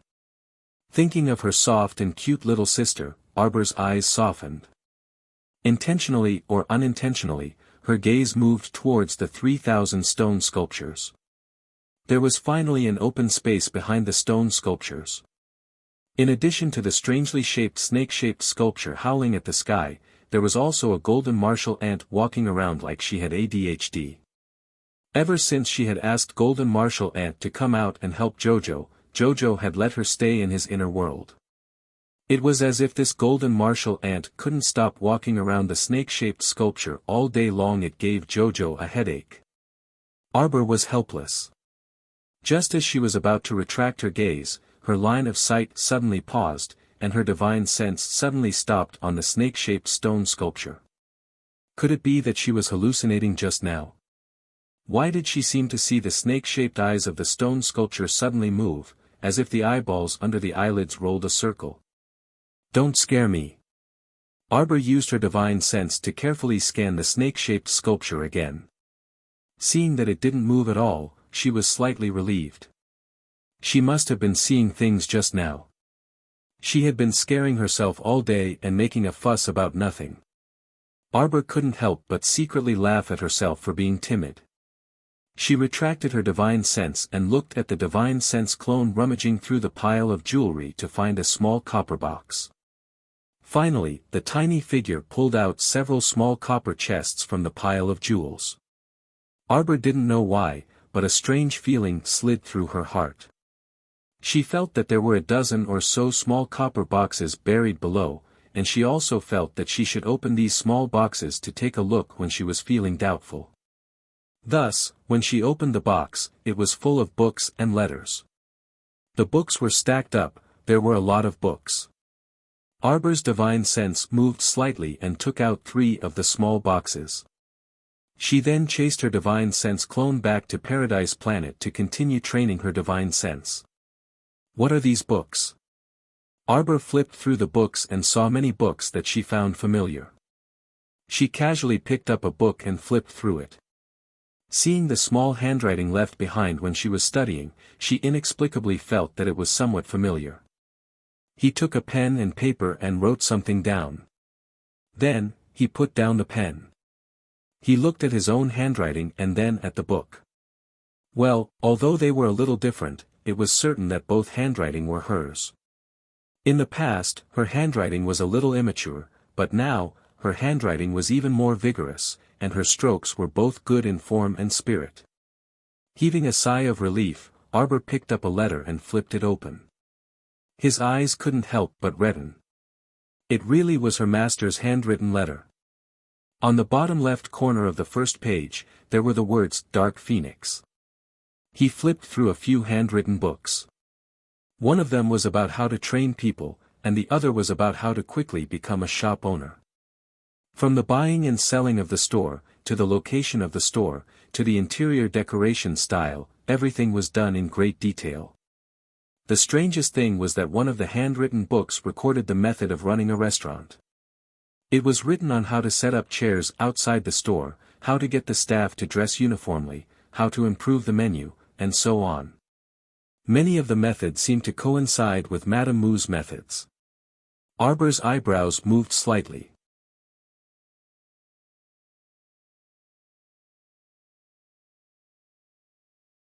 Chapter 27:10. The little crown princess glanced at them and couldn't help but want to laugh. After hearing what the two girls said, her heart did seem to relax a lot. She nodded and said, "What you said makes sense." Kai Chi covered her mouth and laughed secretly. "Then let's go in." The little crown princess nodded and lifted her spirits. She led the two of them into the precious painting workshop. Eunuch Chen, who was accompanying them, followed closely behind them. Once they walked in, they realized that the atmosphere was a little strange. It should be said that the shop was so bleak that it was a little strange. The shopkeeper of the precious painting workshop heard that the crown princess was here and hurriedly came out to welcome her. Once he saw the little crown princess, he bowed with shame. This old servant is not doing a good job. The business of the precious painting workshop is very bleak today. It's almost noon, but no one has stepped into the shop. The little crown princess waved her hand to get him to stand up and talk. All of this naturally didn't make sense. The precious painting workshop was opened on Changle Street. Its location could be said to be better than the Kaidai Pavilion. There was a huge flow of people in front of the shop. Who didn't like jewelry? Even if they didn't buy it, they could still come in to take a look. Today, no one came in at this time. It was obvious that someone was messing with them. The shopkeeper was also an old expert in this field. He had already sent people out to find out the news. Now that the crown princess was here, he hurriedly invited her to take a seat and asked someone to serve her tea. Soon, the few workers who were sent out to find out the news returned. They all reported to the old shopkeeper with strange expressions. "I found out some clues from a fellow villager. That fellow villager is working under the young master of the Gu family. I heard that the young mistress of the Gu family and many other noble ladies have joined forces to boycott the precious painting workshop." They said that, as the worker spoke, he carefully lifted his head and glanced at the little crown princess. This glance made him dizzy. The little crown princess was exquisite and beautiful like a cold jade doll. He didn't dare to look at her anymore. He quickly lowered his head and didn't dare to speak. "Speak." Arbor knew what he was afraid of and said lightly, "I'll pardon you." "Yes." That waiter only felt his heart sink a little. After thinking about how to phrase it, he hurriedly said, "Those upper-class matrons all said that Crown Prince Consort, you came from a small mountain village in the lower star domain, so your horizons are very ordinary. If they come to our shop to buy things, then wouldn't they all become village girls?" "Bullshit." The shopkeeper couldn't help but curse. He shouted angrily, "This is outrageous. How dare they talk about their crown princess like that? They must be tired of living." The little crown princess wasn't angry. She said indifferently, "Write down the names of those noblewomen and put them on the blacklist. In the future, as long as it's under my name, they won't be welcome." "Yes." The shop assistant nodded his head vigorously. He remembered who it was and would write it down for the shopkeeper when he got back. Everyone, don't worry.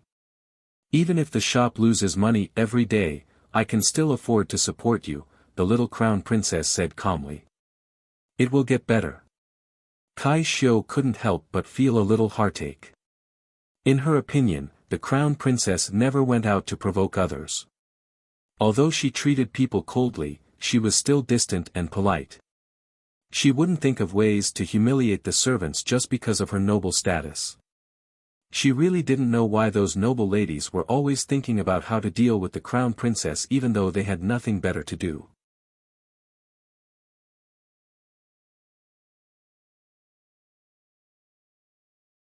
Chapter 27:12.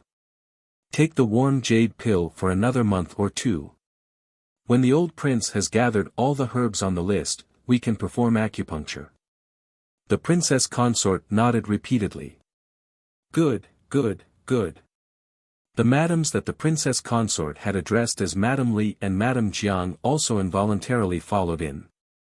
They truly felt their hearts itch unbearably when they heard the conversation between the princess consort and the crown princess. They had all heard the princess consort asking the crown princess for a beautifying ointment just now. What was this beautifying ointment? Did it have anything to do with Princess Kang's current appearance? Madame Jiang was an impatient person and hastily interjected, "My apologies. Greetings to the crown princess. Princess consort, why don't you tell us? Are you trying to make us anxious to death?" Princess Kang snapped out of her reverie and finally noticed Madame Jiang and the others who had followed in. She couldn't help but smile as she said, "Madame Jiang is anxious. How can I not be anxious? Princess consort, you don't know how much you've changed in just a few days. If we hadn't seen the insignia of Prince Kong Qing's estate's carriage just now, we wouldn't have dared to come forward to acknowledge you." That's right, that's right. Princess consort, did something good happen? Tell us about it. It really is something good.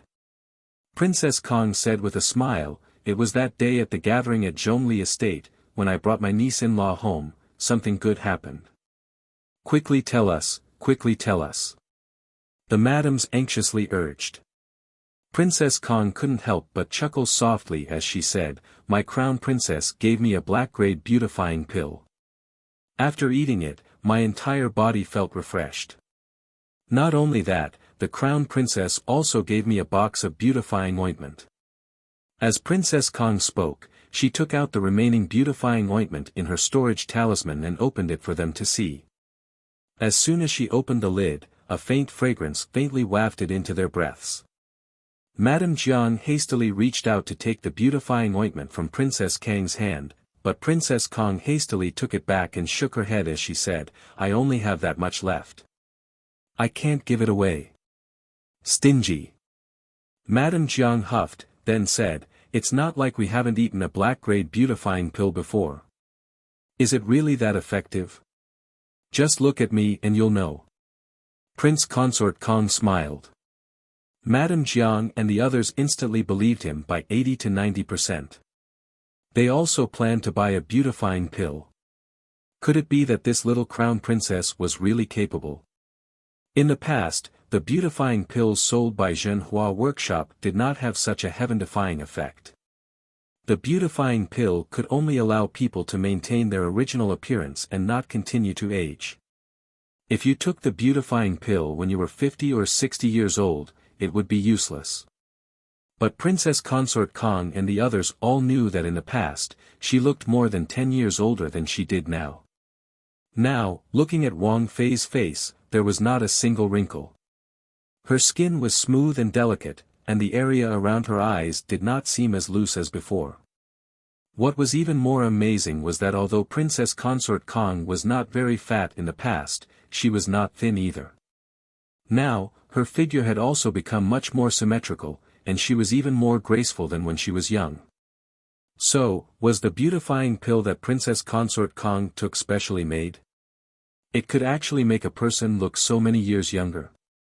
Madame Jiang was the most impatient, and she hastily asked, "Crown Princess, is the beautifying pill that Princess Consort Kong took still available for sale? I also want to buy one and try it. Arbor was slightly taken aback. Only now did he know why Princess Consort Kong wanted to come here today. Chapter 27:13. She was deliberately using herself to prove that the beautifying pills produced by Precious Painting Workshop, which the Crown Princess had taken over, had miraculous effects.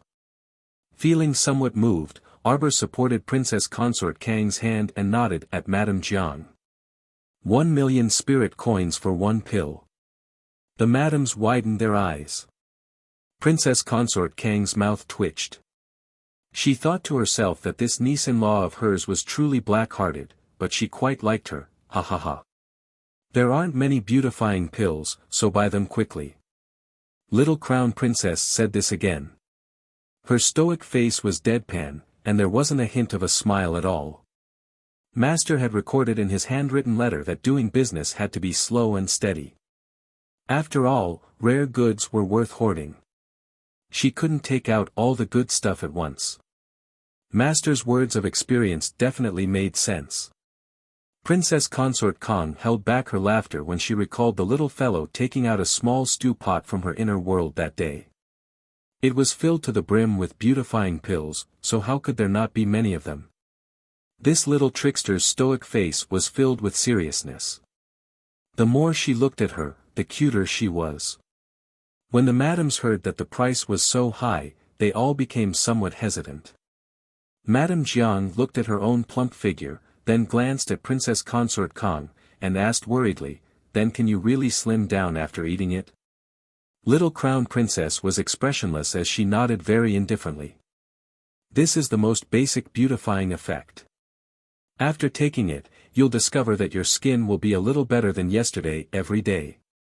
Under the imperceptible influence, you'll be like a young girl in a few months' time. This effect can be maintained for about 100 years. The effect will be even better if it's taken together with corresponding longevity pills. Little Crown Princess paused with a serious expression, completely devoid of any intention to promote a product. She said, "This Crown Princess has a pill shop in the southern part of the city called Heavenly Pill Workshop. It will reopen in 3 days. At that time, there will be all kinds of longevity pills with different effects for sale. You can go take a look then." Princess Consort Kong suppressed her laughter and nodded with a serious expression. Madame Jiang, this money was not spent in vain at all.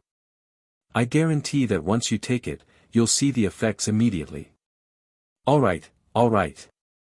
Madame Jiang was the first to be moved by his words. She gritted her teeth and nodded. I'll buy it. The other madams planned to wait and see, but their hearts would bleed the next day. The little stoic nodded.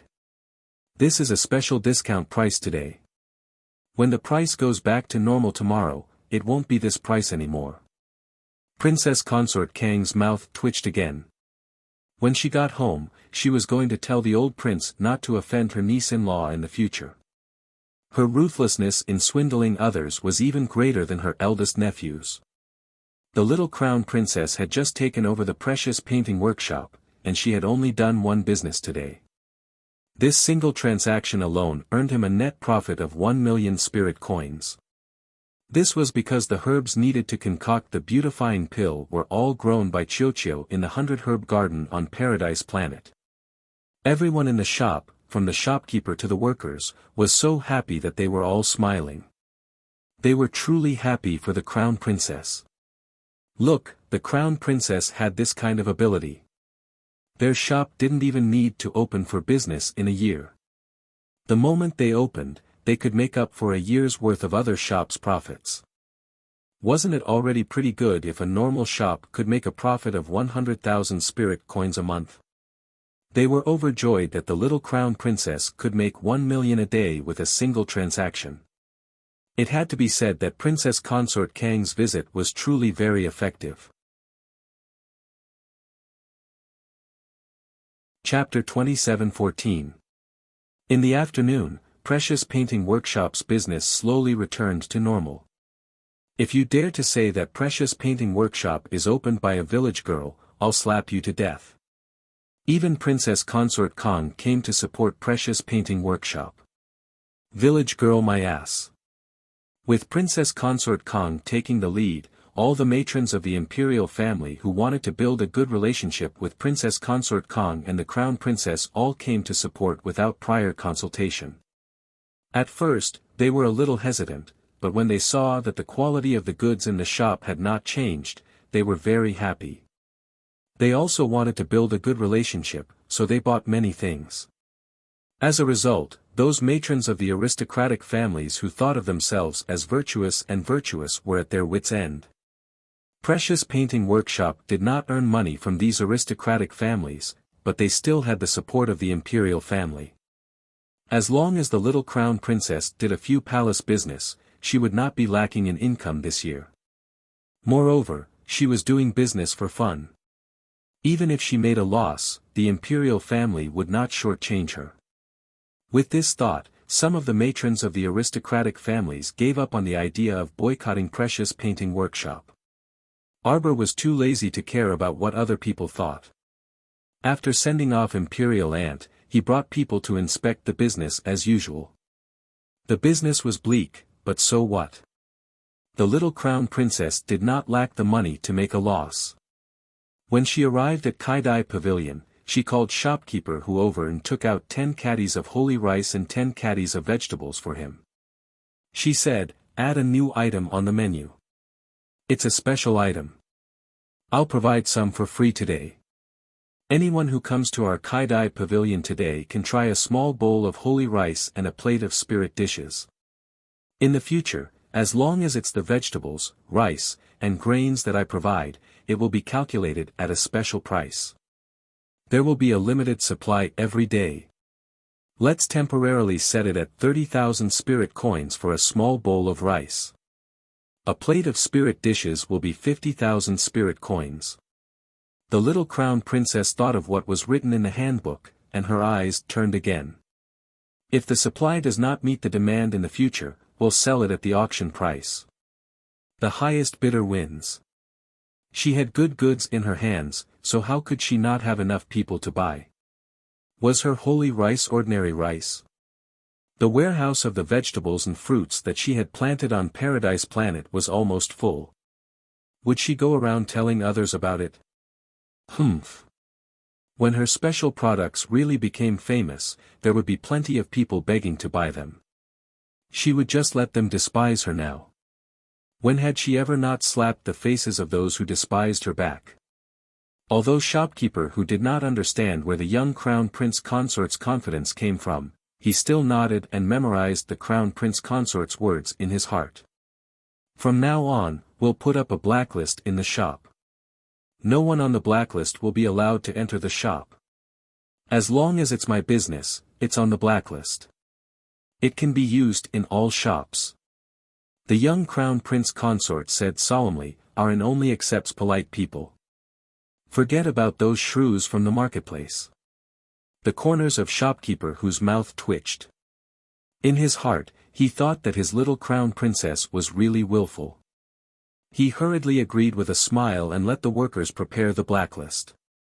After Arbor gave these instructions, he felt a little proud. Who said she didn't know how to run a business? Even if she didn't know how to do it, she had her omnipotent master. These people wanted to use this little scheme to defeat her. They were simply indulging in fantasy. When she came out of the shop in the southern part of the city, the sky was already close to dusk.